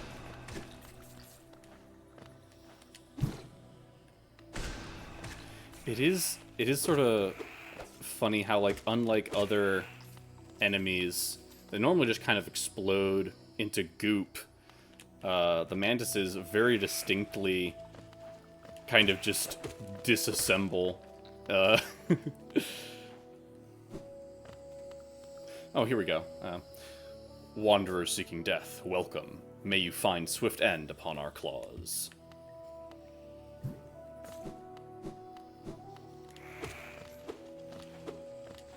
Okay, get back here. Alright. I need to play a little wussy baby mode. Just cause we're about a full screen away from a bench. There's a lot of enemies between us and it.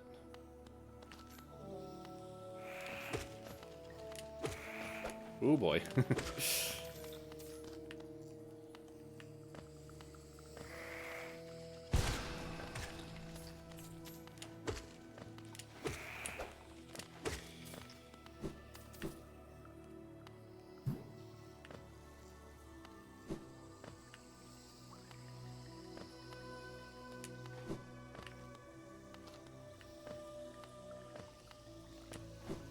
Alrighty. And this time we have a map. And oh, isn't that's just lovely. Nothing like a good old map.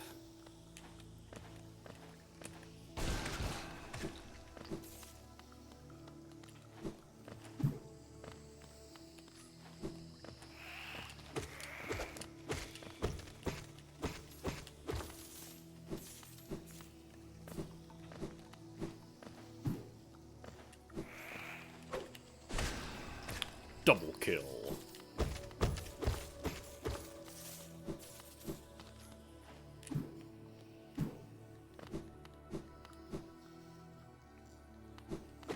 You know, during my, after I finished my senior year of college, and I just kind of had some downtime because my finals were really early, and there was just, you know, like a full week of me not really having anything to do before graduation. And so I went out and found a pawn shop, and they just had, like, literally a plastic bin with unprotected game discs, just all sort of stacked, one beside the other. And after, you know, a full, probably maybe even 20 minutes of flicking through them, I managed to snag Halo 1, 2, and 3, which I thought was pretty cool. And so I actually did manage to get around to playing those for the first time. I haven't completed Halo 3 yet. I still need to get around to finishing that, but Halo 1 and 2, those were both really fun. I enjoyed it a lot.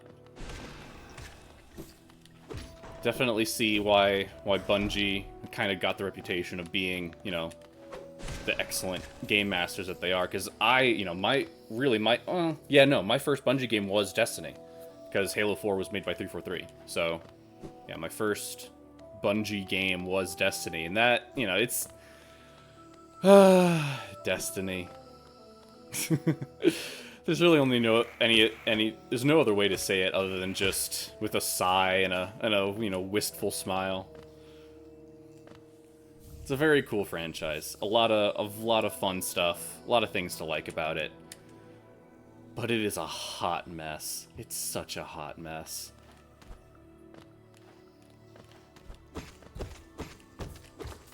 Yeah, my brother, he's still, he hasn't played. I don't think he's really as consistent as he was a few years ago, but he still plays Destiny a good bit. And almost every time that we meet back up, he'll give me the download and what's been going on in the lore, and it's fun to sort of keep track of.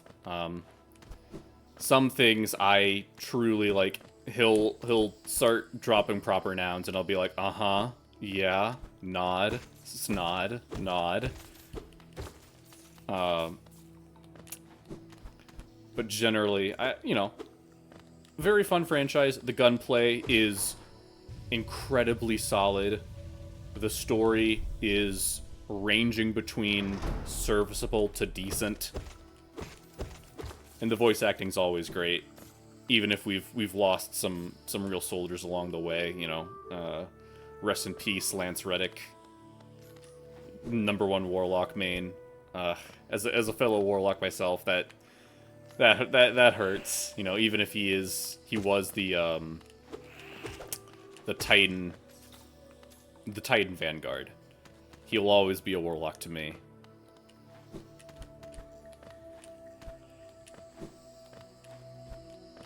It's actually been a decent amount of fun in a D&D game that I run. My brother wanted to have a side character whose name was Lance and was just Zavala from Destiny, and it's actually been like, I haven't played him in a little bit just because the characters have gotten separated, but I went out of my way to incorporate him as sort of a more permanent fixture. He's a sidekick. He's got the stat block of like the warrior sidekick, whatever. So, you know, not quite a DMPC, but a very fun character to bounce off of the party, because it's a team full of rogues, and he's, you know, the most straight-laced, you know, military man that you could think of.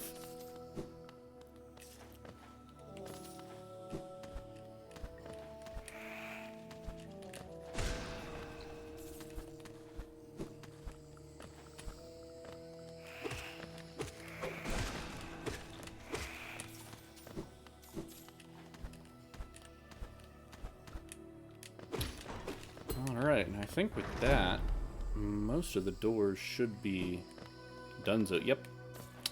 Ready to take on the boss. Again. Hi there. Did you miss me?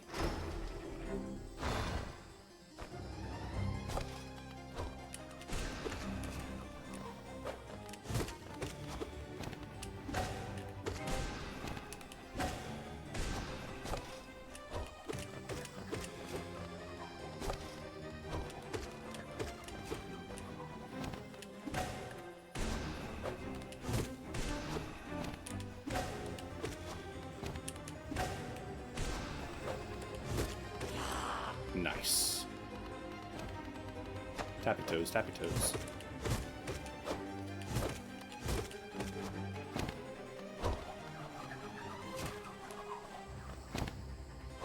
I don't really like, you know, their pattern is pretty random. Like, there's not a whole lot of complication to it, but it always sucks when they both roll the high projectile, because you don't really have the ability to kind of hit them safely, so you just have to wait. This is slow. It's just straight up slow. And they do it, like, and it always seems that they just do it twice in a row. Yeah, thank you. Yeah, my brother, I think at this point, he, like, pretty consistently, he will fill his character's backstory with like, whatever references he thinks he can get away with. But with me, because I know all of his references, he just did it intentionally to see what I would acknowledge or ignore. But, you know, the truth is that I have a real soft spot for a lot of his choices. Because, I mean, yeah, we're brothers. We have a pretty similar taste when it comes to what we like.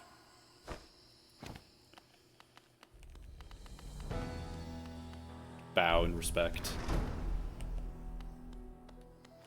And so this is the actual route to Deepnest. This is like the main entrance. What I fell down was like the you're already halfway in, buckle up and hold on entrance.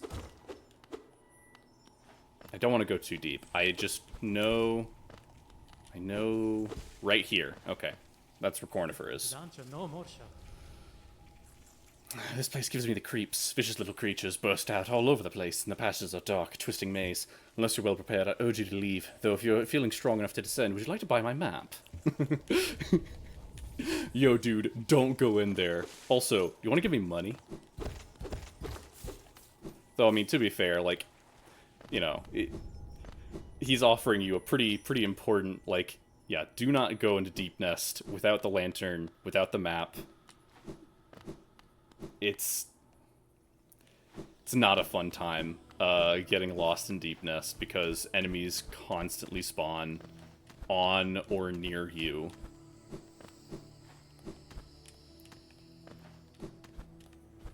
That is not terribly conducive to a no healing run. Like, you know, in the normal game where it's like, oh no, I took a bit of damage because the enemy ambushed me, but, you know, I hit them 3 times and got enough soul back to heal. So it's just kind of a net neutral, just kind of more of an annoyance than anything. But not the case. Not the case in this run. As I so aptly demonstrated not 2 hours ago.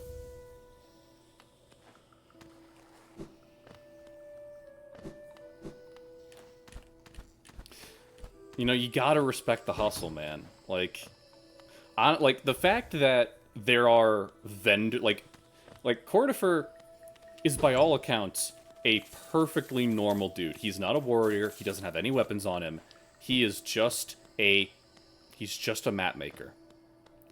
And this is an incredibly dangerous, violent place that he willingly goes into for sheer curiosity. Like, he's not in it for the money. He just straight up isn't. Like, if he was, he'd charge way more for maps because he knows that he's the only person in the entire world freaking making them. He'd like we are. You couldn't get more of a captive audience than us. But no, dude charges dirt cheap for his maps. Loves his wife. And just, you know, throws himself into the darkest depths of hell for the sake of his own curiosity. So, like, you know, Cornifer's a real one. Now that I have the Mantis Claw, I can actually do a thing, which isn't immediately useful to us, but it is necessary in order to defeat all bosses. So, first, We pick up the funny charm. It's the Sans charm. Dashman. It looks like Sans Undertale. Then we go in here, murder some mushrooms, and use our Mantis Claw to do some funny platforming.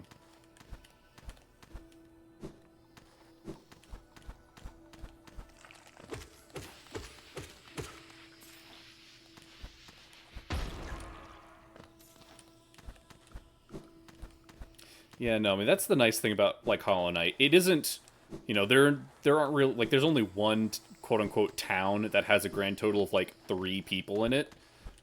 So it's not really that type of game where there's a ton of dialogue and NPCs. But the NPCs that are here all have super interesting personalities and all kind of interact with the world in a pretty unique way. Like this character. Oh, please, don't leave me behind. You forgot about me? I knew you would. Everyone always forgets about me. Oh, who are you? You feel so... I'm sorry. I got lost. I don't know how I ended up here. You came to rescue me, Bretta? The girl that everyone just ignores? Sorry, when I look at your face, I just can't believe you came all the way down here to rescue me. I didn't think anybody. Sorry, I mean, thank you. I mean, I'd better go. Back to town, I mean. I'd better get home. So yeah, that's another character that we can talk with a little bit later.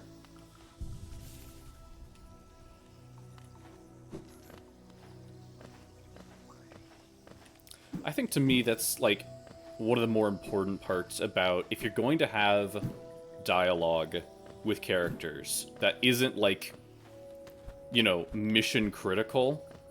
You know, like the Toad says, "Ah, Mario, the prince is in another castle." Like, you know, that serves its purpose. You don't really need anything more than that. But if you're gonna have dialogue in general, for the purpose of, fleshing out the world, I don't need a ton of characters. I want the characters to have like some depth and interactivity to them.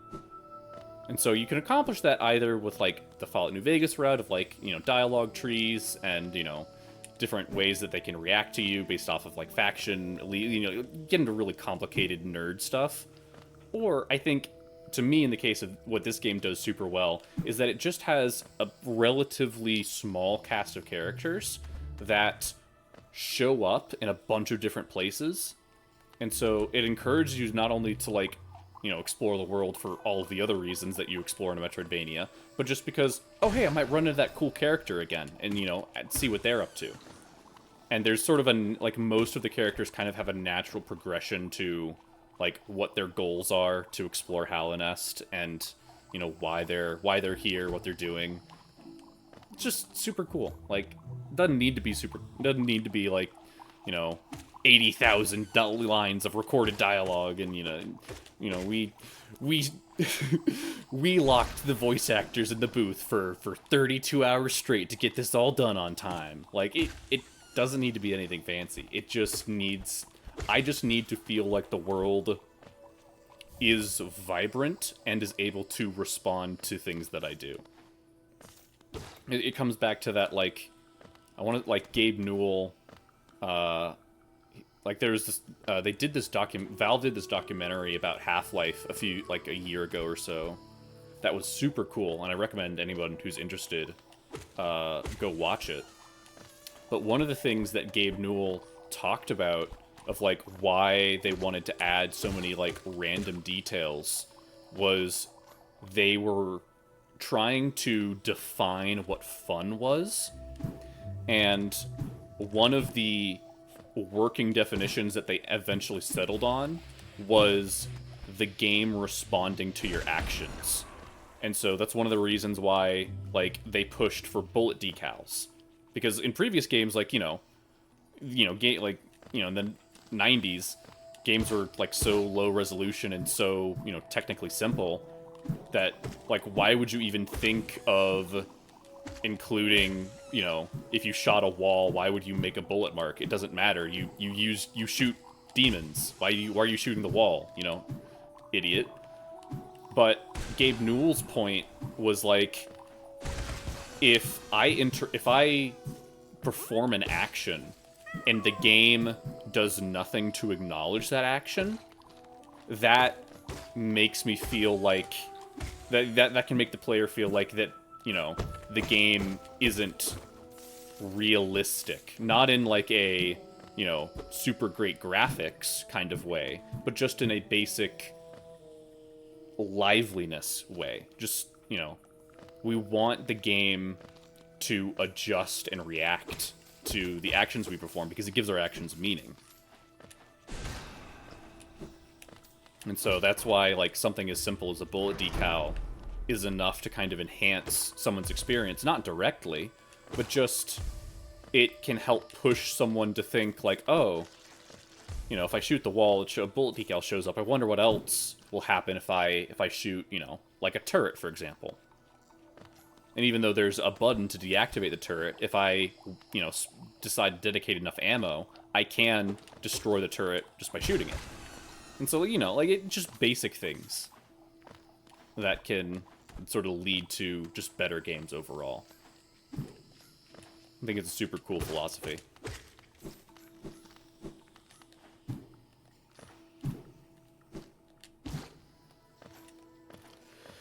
But now we're in a bit of a conundrum. Okay. Oh yeah, we should go to Queen Station. That's actually not a bad idea at all.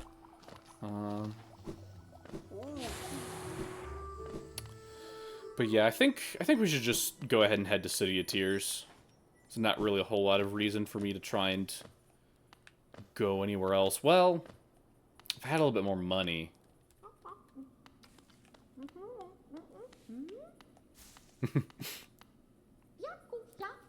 Oh, come in search of treats, have you? I chanced upon a unique fungus growing right above us. I found it only in the station, and the taste is just divine. Yeah. You know, so I was just talking about, like, how characters, like, you know, have a bunch of depth interactivity. And then there's characters like Willow.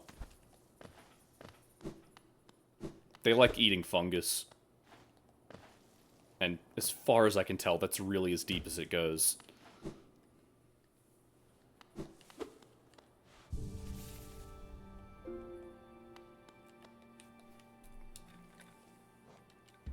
Oh, dang it. There we go.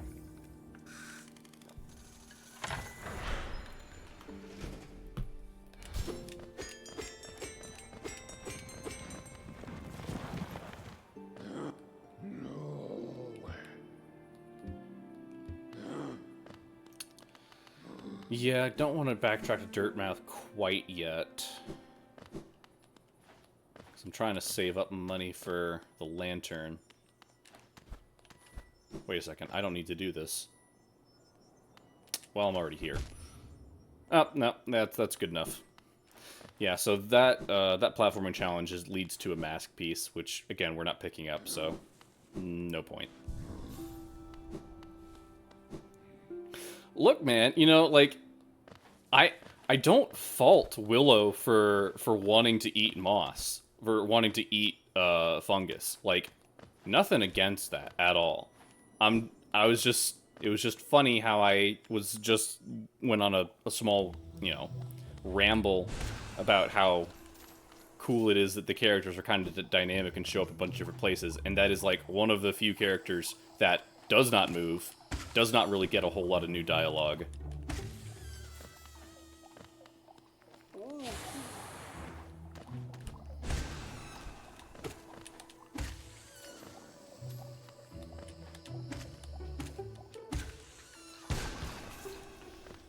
Alright, so we here... Oh boy. Okay, I think we want to fall... Yeah.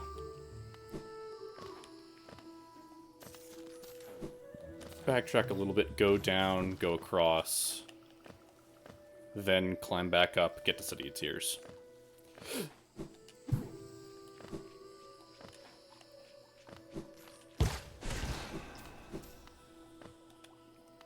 Yeah, one thing about the map is that, like, it does a good job at showing the outline of a room, but there are often way more twists and turns within that actual room than just the outline.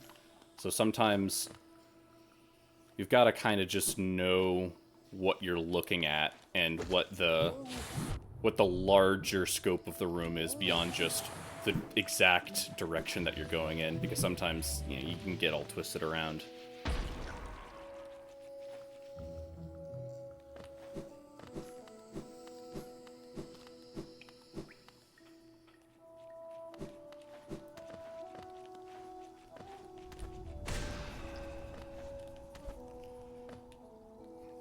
Here ends Pilgrim's Way.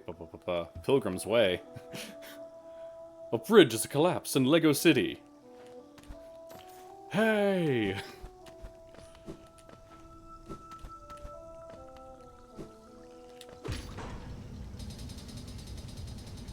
Really is a miracle that anyone else is able to get into the City of Tears. Like, Cornifer suggests, oh yeah, or not Cornifer, Coral. It's like, oh yeah, you know, if you can't, you know, take on the Mantis Lords, then just, you know, head to the City of Tears. It's like, bro, how? Does everyone else just have the ability to do sick parkour jumps? And I'm just some loser who's got to, you know, steal a claw from an armory? Well, that's not good. Yep. Once when you move into the City of Tears, and one of the reasons why I was hesitant to go in here earlier was the door kind of shuts behind you. You're not trapped in here. There is a few exits out of the City of Tears, but you're kind of stuck until you can get to those exits. So it's a bit of a commitment.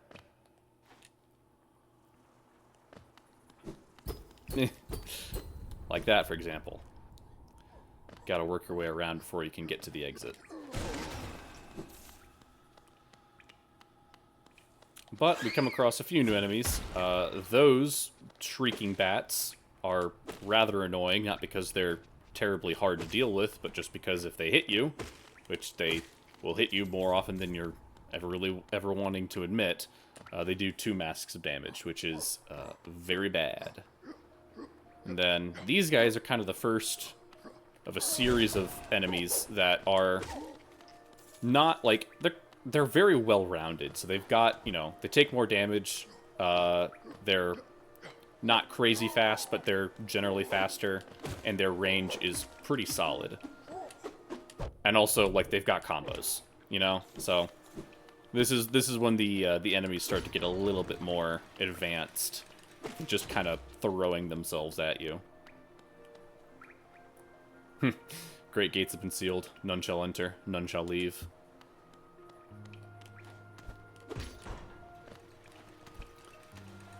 So yeah, it seems that the infection. Oh man, it's almost like almost like there's an allegory, some kind of infection that causes people to seal themselves inside and slowly rot away into husks. Man, wonder where have I heard that before? Oh well. Nothing to worry about now. We just get to sit on a bench with a cool dude.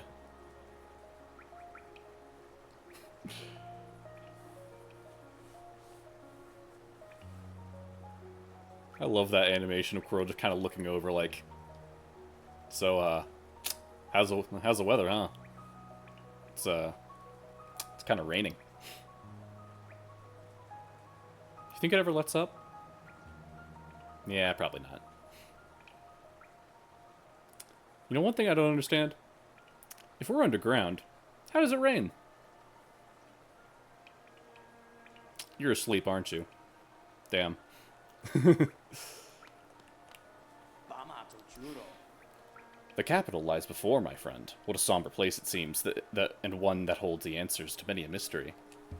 I too have felt the pull of this place, though now I sit before it and I find it myself hesitant to descend.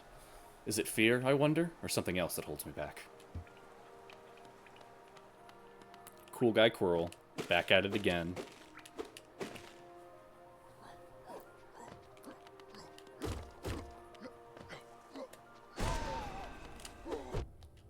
Dang.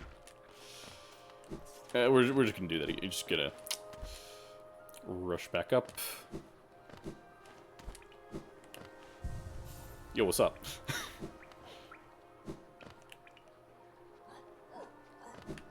Alright. You're not gonna hit me a second time.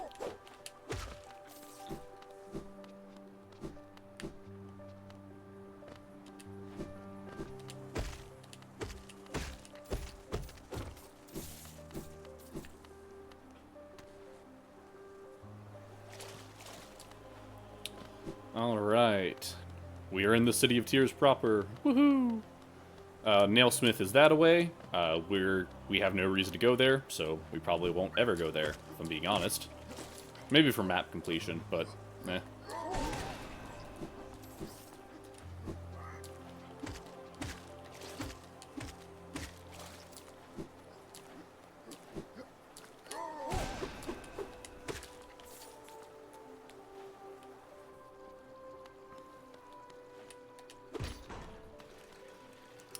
Mechanism with a simple keyhole. So, this does lead down to another area. We do not have the key for it, though, so...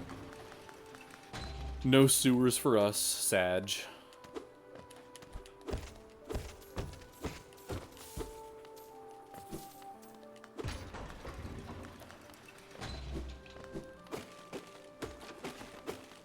It is a nice little touch that, those chests, like, they work the same as, you know, the geodeposits, though it doesn't really quite, like, are the chests made out of geo? Like, as you're hitting them, are the bits that are breaking away what you're actually picking up? Or, like, every time you hit it, is it shaking loose some money before it finally breaks?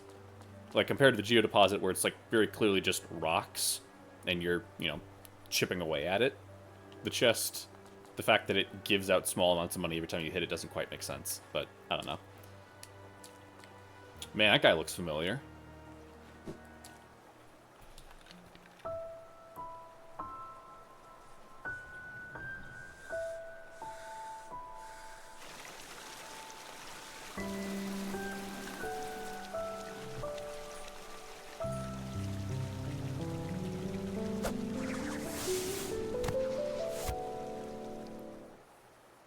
Yo, that was so cool. They should make a game about her. Again, we meet, little ghost. I'm normally quite perceptive. You I underestimated, though I since guessed the truth. You've seen beyond this kingdom's bound. Yours is a resilience born of two voids. It's no surprise then you've managed to reach the heart of this world. In so doing, you shall know the sacrifice that keeps it standing.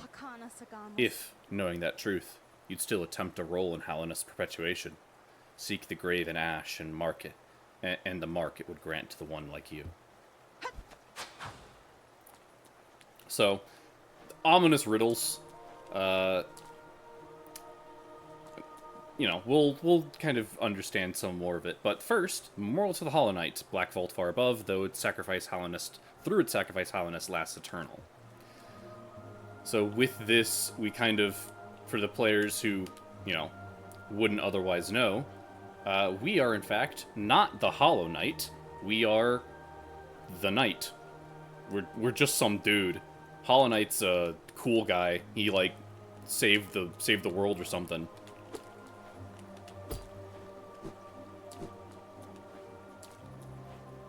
But, yeah, there's, you know, Hornet's dialogue is meant to be kind of vague and provoke you into sort of questioning what exactly she's saying. But one part that I think is actually really neat that the game doesn't do a super great job on elaborating is her line about the resilience born of two voids. And so people aren't entirely sure what that sort of means or implies, but what we do know is because, like, the weird thing about Hallownest, and this was probably some dialogue that I kind of skipped over, is that the simple act of being here in Hallownest gives bugs higher reasoning and thought than if they're out in the untamed wilds. And so, you know, it's kind of like an inherent magic of the kingdom itself. Or, you know, I'm not going to get too deep into that. But by Hornet saying that our resilience is born of two voids and that we ventured outside Hallownest, it seems like she's implying that our character, before, you know, the start of the game, got outside of the bounds of the kingdom, and as a result, our, you know, mind was sort of drained. Our ability to kind of reason and think, you know, in some way was permanently altered, and that gives us somehow more resilience. We could, you know, we can get into sort of the more reasons as to why, but functionally we're just a little dude who's canonically really dumb. So dumb that our that our friend Hornet called us double dumb.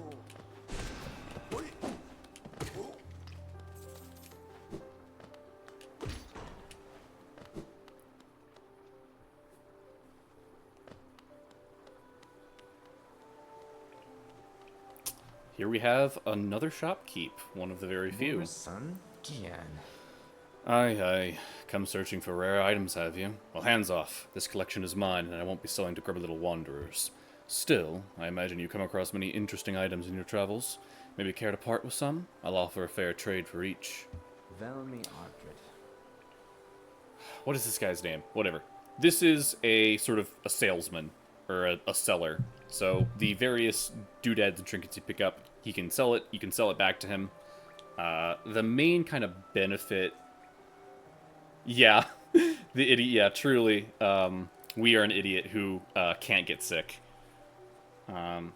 Which also, like, kind of plays into the idea that this infection that's plaguing this kingdom is one that first attacks the mind through dreams. So I think the resilience that Hornet is talking about is really in explicit reference to just, we cannot get infected. Our head is too empty, our brain is too smooth. Any attempt to get infected, it just slides right off.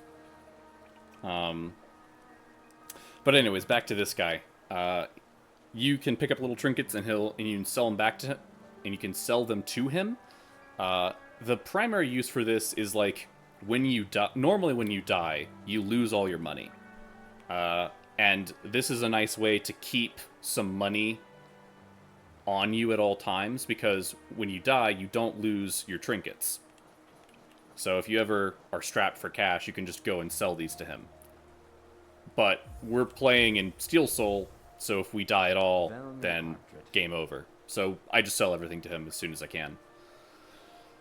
Hallownest seal, very interesting. Did you know the kingdom's 5 great knights? They were revered figures of Hallownest, often mentioned in the annals of kingdom, but only as a group. Both their names and appearance seem to have been expunged from history. So long as has passed since their time, it'd be a grand achievement to discover their identities. Velmi Ardred. Gachael, Liasok.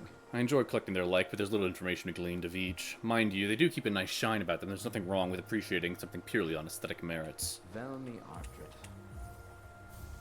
Well, I sure hope you like the aesthetics, boy. Do you have anything else for me? If not, get your damp little self out of my home. Velmi Ardred. Man, he got tired of those quick. Oh, Paul. A wanderer's journal, eh? Though the common finds that, about the kingdom, I much enjoy the ciphering of their text. Read together, they paint a morbid tale. It seems fate was unkind to most who traveled within Hallownest's ruin. Helmadelka. Yeah, one thing that's not super clear,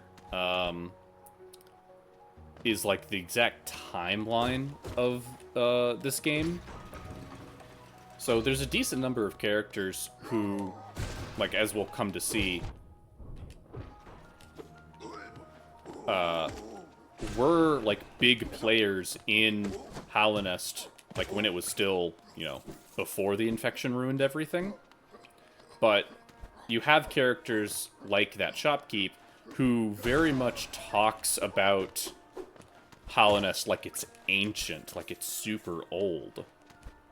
And while we don't ever really get any confirmation about how old any of the characters are, or really precisely when they were, what they were alive for, there is this, you know, perhaps discrepancy, perhaps like intentional vagueness about how long this kingdom's been like this. And part of that sort of comes down to the nature of the seal that the Hollow Knight sort of placed on the world. You know, we saw the statue that mentioned their sacrifice, and as we'll come to see, well, not only was that sacrifice clearly not entirely effective, but it has some knock-on consequences that seem to have affected the world more than just, you know, slowing the spread of the infection.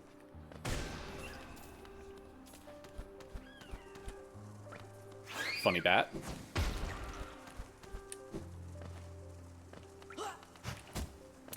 Yeah, these guys are rather annoying because they just love to play keep away. And also doesn't help if I miss my giant fireball attack.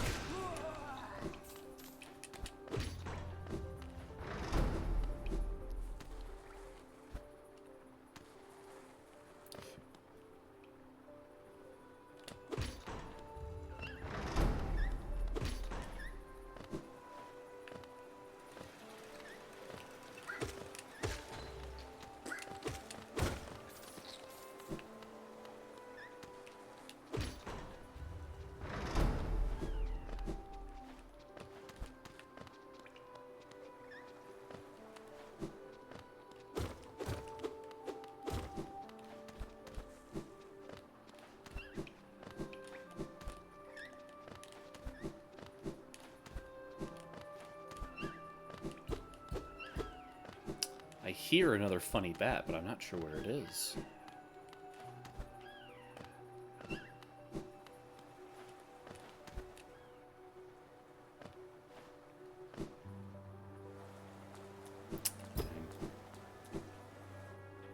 Okay, I think we're close to a bench. Yeah, we are.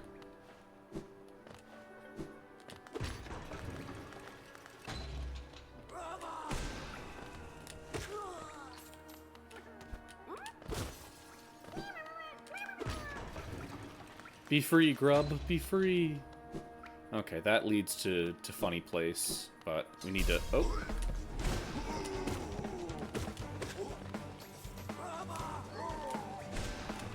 Oh, boy.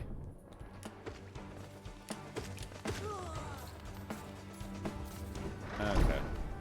We're chilling, we're chilling.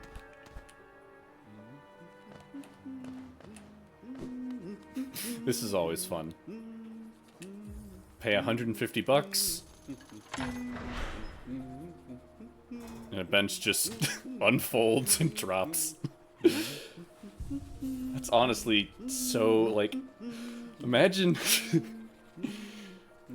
Imagine if you're walking through the city and, like all of the natural, like, benches that are placed throughout, you know, like, any place where people would normally stop to, like, take a break, they're all just folded in on themselves with a giant, like, obnoxious, like, you know, tap to pay card, like, you know, card reader right next to it. And you press it and then it just unfolds with a, like, 10-minute timer. That'd be awful. You know, that'd be taking, what's the term? There's a term, I think it's called, like, aggressive architecture, where, like, city planners intentionally make things like benches as uncomfortable to lie down on as possible to reduce the visibility of homeless people. Because, you know, God forbid homeless people sleep on benches. You know, they should find a home like the rest of us, obviously. But yeah, like, imagine, like, that... a bench that is inherently folded up until you pay it money to unfold is, like, the most aggressive, malicious architecture I could think of. Oi, watch where you're going, you soggy vagabond. I don't want you splashing me. I've had a miserable time trying to keep dry. I am Zote the Mighty, a knight of great renown. If I decide that I'm going to stay dry, then that's what's going to happen. Curse this wretched city. Water and monsters constantly fall from above. It's no wonder this blasted kingdom fell to ruin. So true, King. So true. Getting wet. Honestly, I'm with you there, brother. I really don't like getting wet, especially, like, you you know, I grew up swimming. That was kind of my main sport for most of my life. And so, when I'm in dry clothes, I do not want to get wet. Like, if I'm going to get wet, I want to be in a swimsuit, you know? I want to have swimsuit goggles, like I'm ready to, you know, dive in and start doing the butterfly. But if I'm wearing normal street clothes, I don't want to get wet. It sucks.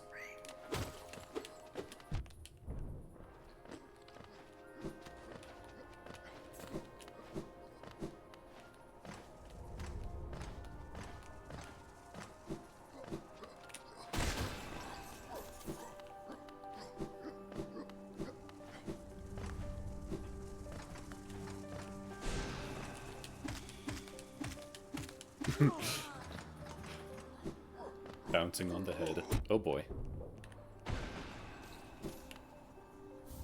Yo, we got a simple key! So that simple key can access that sewer grate that we saw earlier, but can also unlock a few other doors that are throughout the map. So I'm gonna hold on to it for a little bit. I'm not gonna immediately try and use it, especially just because we have other things to do in City of Tears before we want to move on to the next area.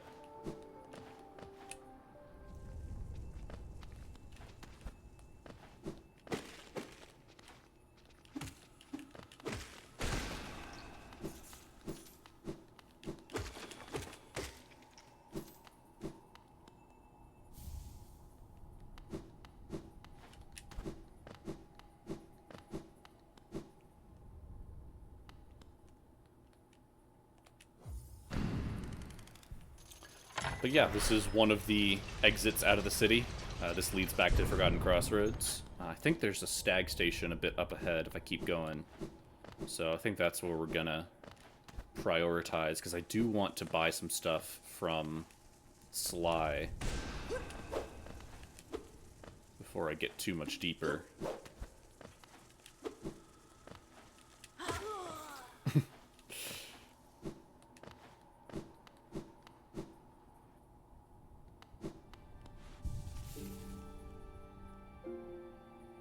Nice. Yeah, as you continue through the game, the tolls to unlock the bells get a bit more expensive. So we're bleeding a lot of money paying all these tolls, but it's worth it because it's all about making the map more interconnected, providing more benches. Like 100 worth every last geo, especially just because we don't have a whole lot of reason to spend it, since we're not picking up a ton of mass pieces or soul pieces. But hey, it's Bretta. It's the girl that we saved. Doesn't really have anything to say, so we'll just, you know, pop a squat here. Give me a moment while I drink some water.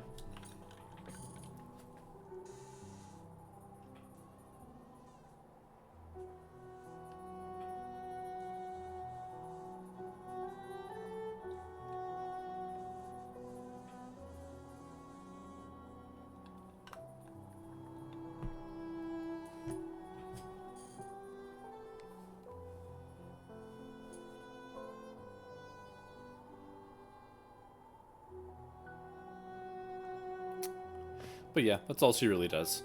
You know, it's pretty clear, you know, being the one person that actually acknowledged her, she's kind of taking a liking to us, one could say. And well, I wonder who that looks like.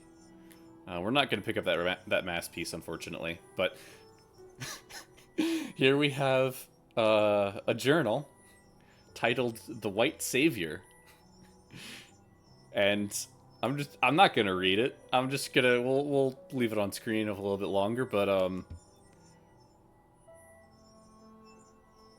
yeah,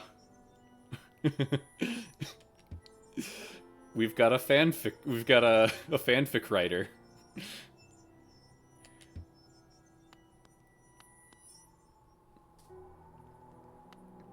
Just yeah, that's so neat.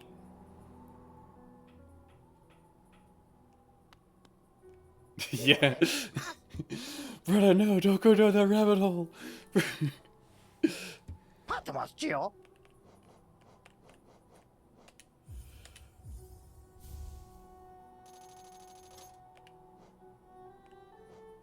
Honest.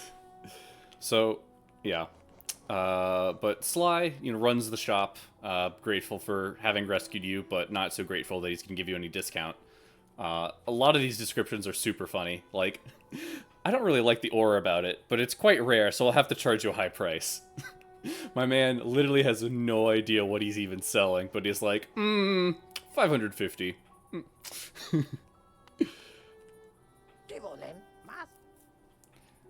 I see they've opened that mapping shop across the way. I suppose a little competition is healthy.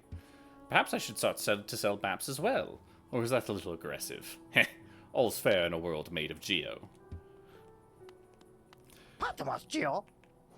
So yeah, Sly will sell you a second simple key, which is actually, hold on. First what I want to do is buy this rancid egg. I found this under the counter. Some creature must have laid it while I was stuck down in the ruins.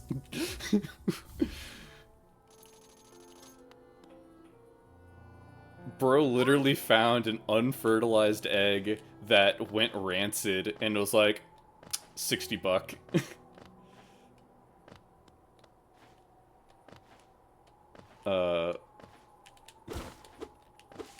But yeah, the reason why you buy the rancid egg is there's a funny door with a simple lock. And inside is another person. Or another something, more rather.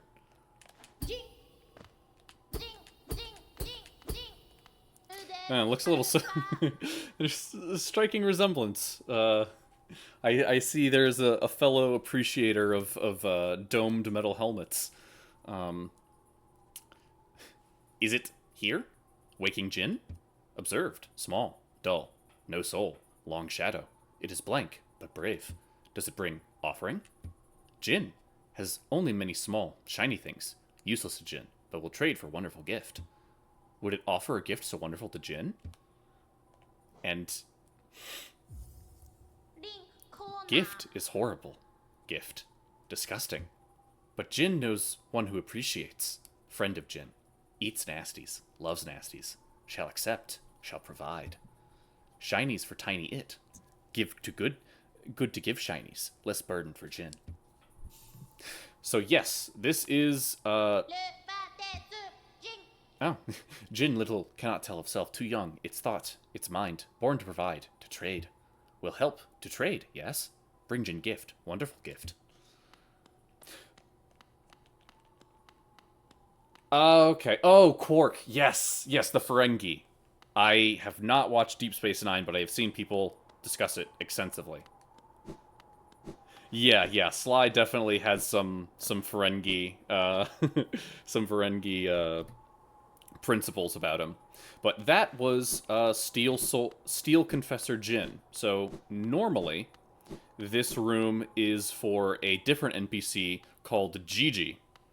And, Gigi will take the rancid eggs that you give her and use it to resummon your, spirit. So, in the normal game, if you die, your shade will, stay at the point where you died. It's kind of like a corpse run mechanic, similar to Dark Souls. And so, if you manage to get to your shade before you die a second time, you'll get all your money back if you destroy it and reincorporate it into yourself. But if you don't want to take that risk, if you died in a very hostile environment and you just want to, get your soul back for free, you can go to Gigi, give her an egg, and she'll resummon it for you. In a Steel Soul run, that's useless. So they replaced her with a much more useful NPC who will just give you straight up cash.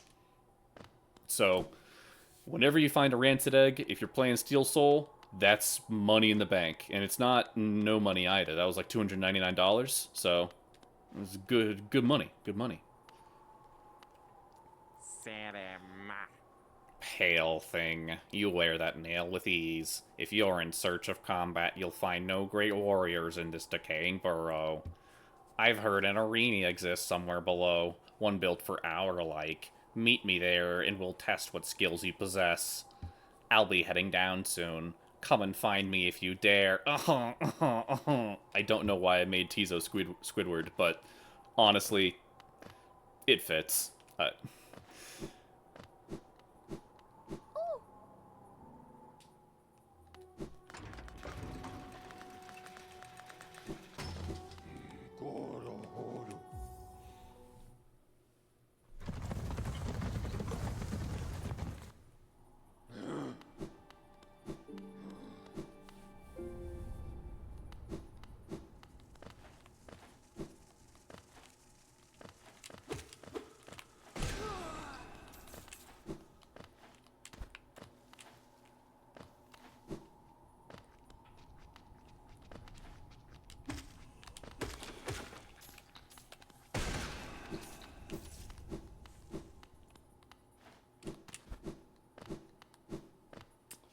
Alright, it is 11:14. I think I want to have a specific goal in mind so I can kind of end the stream on a good note. So I think we're gonna rush Soul Sanctum.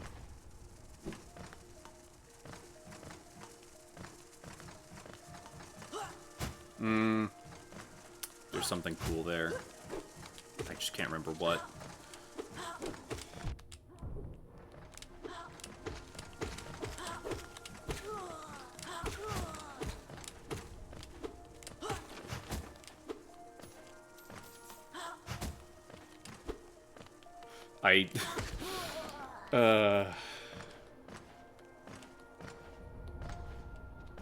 Sometimes when I play Metroidvanias, I basically have ADHD, where it's like, I'm gonna rush this place, I'm gonna get the thing, kill the boss, do the thing, and then immediately go, ooh, what's that over there? Oh yeah, it's a simple, I was here. This is the simple key was on the next one up. Dummy.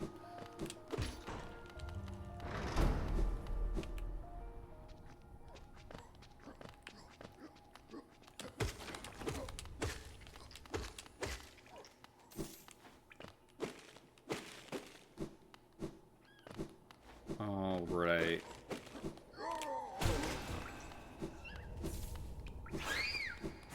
Oh boy, that was close.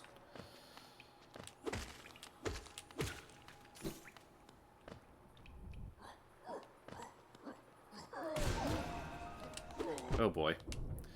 Luckily we're close to a bench. I think we should be close to a bench. Oh boy.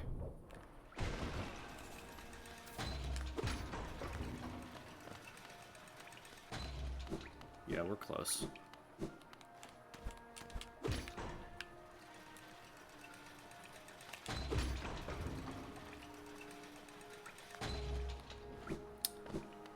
There it is. Alright, good stuff.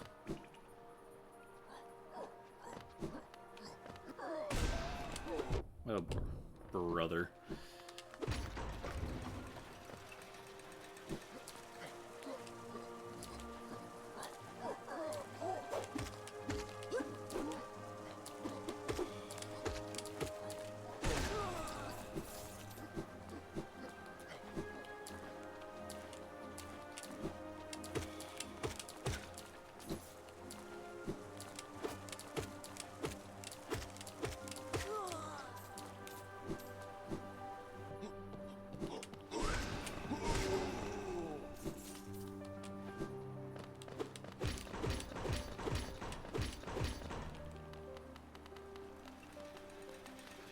Elevator dance, elevator dance.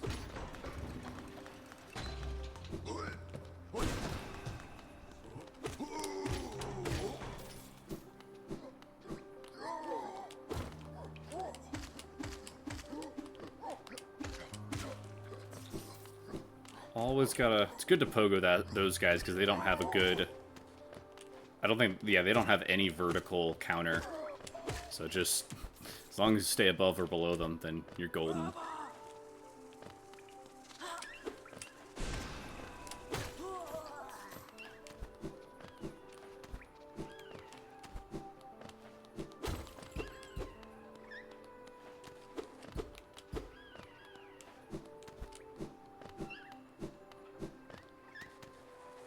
Yep, that's where the bats were.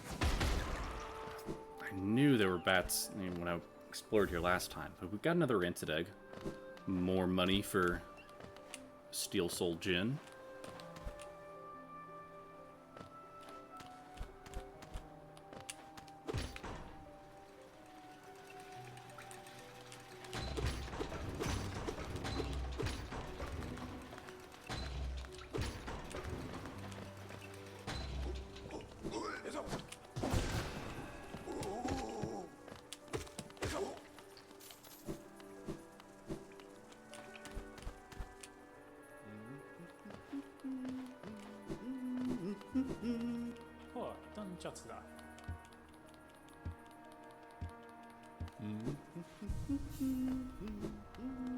All right.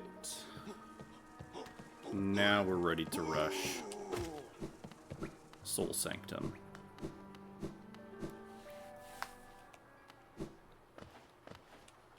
And in Soul Sanctum is one of the most annoying enemies in the game. That didn't quite do it justice because I managed to get a very lucky double hit off of the fireball, but those guys, they teleport, their projectiles are pretty fast, and they are absolute wussy babies who will run away from any fight.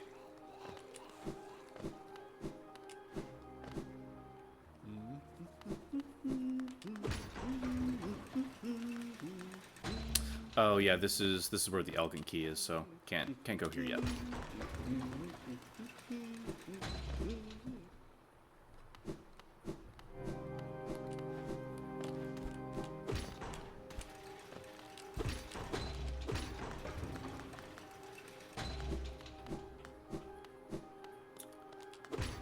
Alright, alright, alright.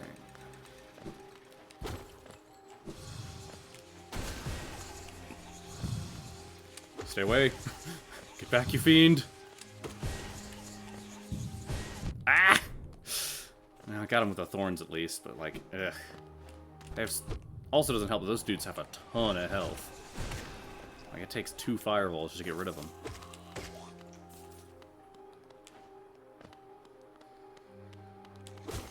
Other problem is that, unless I'm forgetting, which I very well could be, but I'm pretty confident that there are no benches in the Soul Sanctum. So, my progression is going to be a little iffy. I think there are a couple of shortcuts that I can at least activate, so I'm going to keep pressing forward, but I probably shouldn't have kept pressing forwards.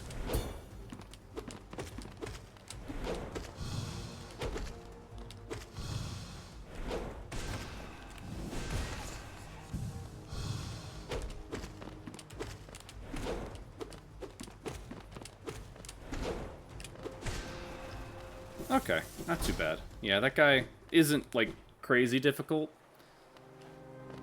It helps, like, a lot. Okay, I should probably make this disclaimer, because I haven't really done it. But when I say this boss is, like, you know, this boss is difficult, this boss isn't difficult, I'm trying to do my best to remember how I felt about them when I first played, and not so much my actual opinions of them. Because every boss I have fought against extensively, because there is a boss rush mode that I have played to death. So I have a lot of familiarity with all of the boss patterns. So when I say, like, this boss isn't that bad, this boss is tougher, that kind of thing, unless it is, like, unless I'm not familiar with, like, an interaction because I don't have the same equipment that I normally do, there really shouldn't be a boss that actually gives me a ton of trouble. At least for a very long time.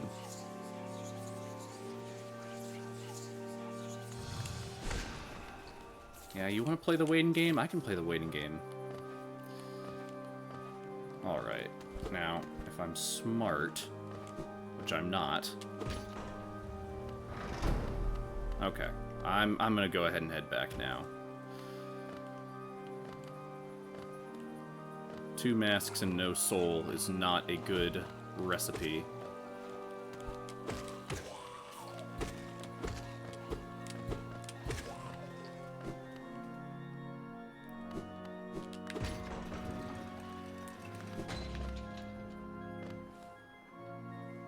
Okay.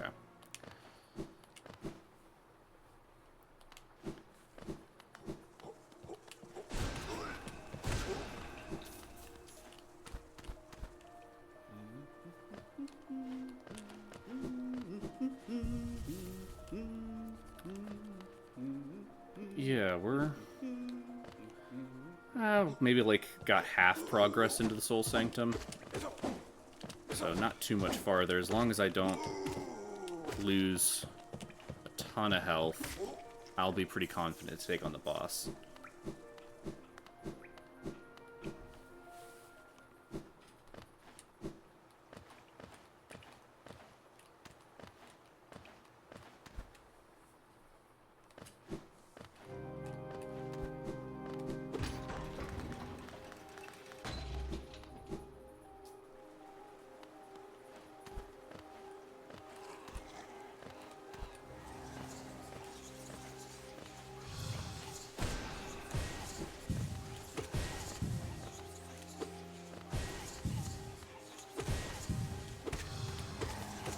Bro, a second one? What the heck? And it was so fast after the first one. That's crazy. Oh my god. Like, I literally thought that I just hadn't killed the first one, but then he exploded into a pinata of money, and I was like, huh? Oh my goodness. Yeah, no. Like, those enemies are just nasty. Straight up nasty. Do not like them.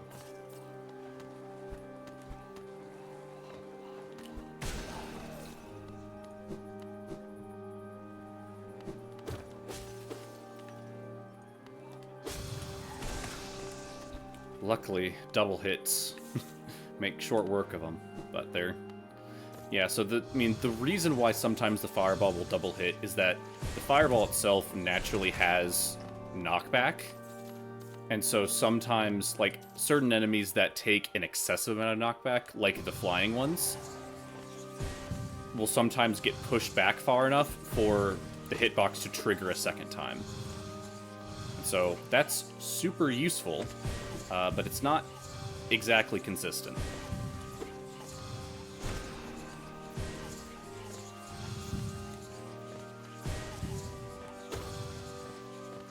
Like, oh my gosh, the process of just hunting these dudes down, because they naturally float away from you, and then as soon as you get too close, they want to try and teleport.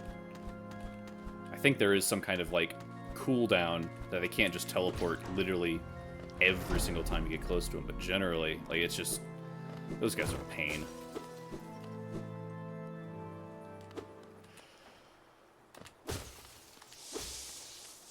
But here we are. The boss of the City of Tears, or I suppose just the boss of the Soul Sanctum. It is the one, the only, the Soul Master. So, Soul Master loves teleporting, loves shockwaves, and loves projectiles.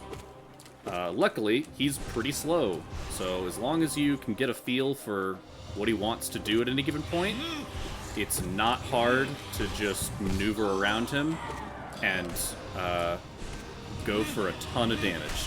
He will try and fake you out, where he'll go for a dive and then teleport to do the dive delayed. So just keep... I would recommend not using your dash in midair and waiting until he tries to juke you, and so you have that as a reaction. Because if you preemptively use your dash and he jukes you, then, well, you just got juked. Like that. And then you always want to be dashing away from his center. So you'll usually, like, he'll teleport either to your left or your right. You always want to teleport away from him because his shockwave travels outwards. So you want to try and outspeed the shockwave to land on the ground and jump. But yeah, I mean, pretty, short boss, not too much to him. Just goes down like a chump. And then he gives you a cool spell.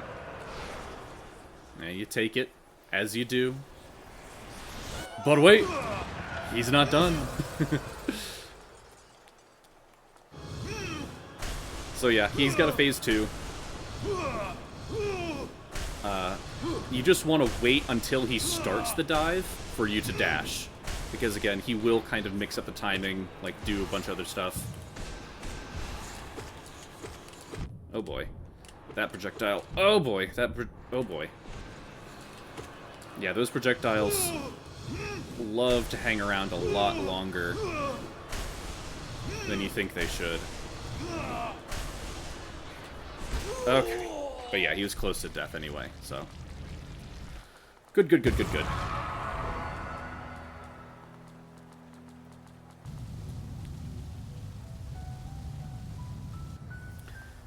And with that, for realsies this time, we take his spell.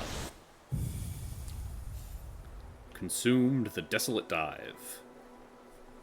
So we got ourselves a funny little ground pound.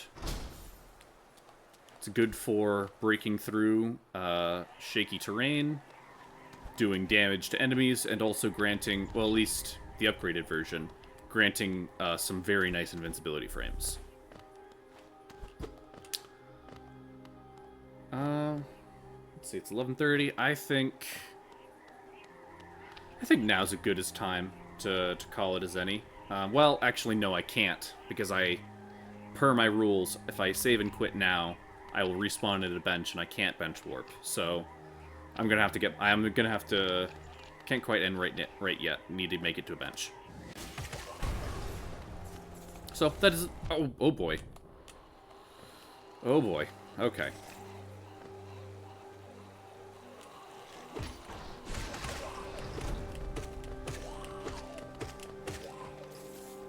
Okay.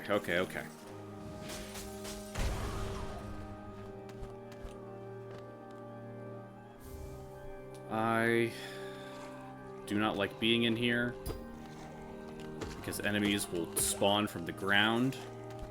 So I'm going to try and spend as little time on the ground as possible.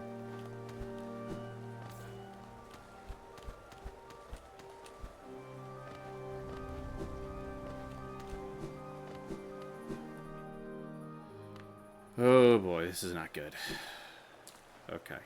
I know enemies spawn here as well.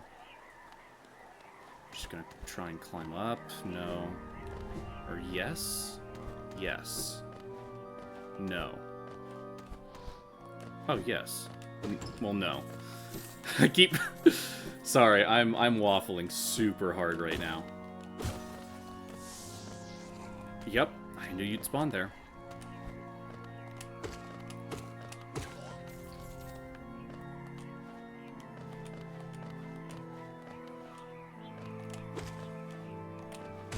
Stay away from me. Get back. Back, you fiend. Okay, no, that's where it was. It's okay. It's all cool.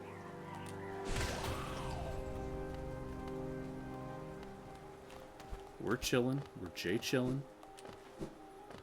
We're gonna go up here to grab some more soul.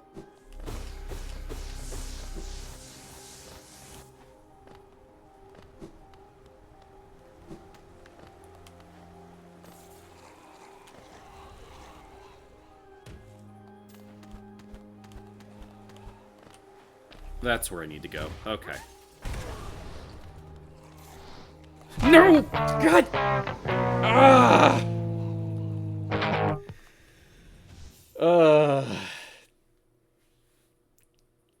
Dang, man. That sucks. Well.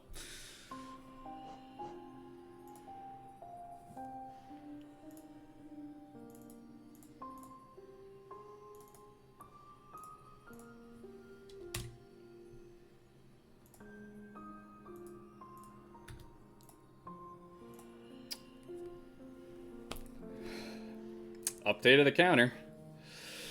Well, that's where I'm gonna probably...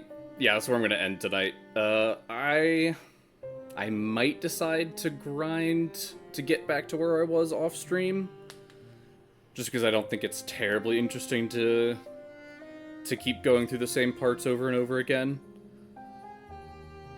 But who knows? I might decide to do it anyway. Man, always not great to end it on such a sour note, but can't be helped. Thank you all for watching. Have yourselves a fantastic night, and take care.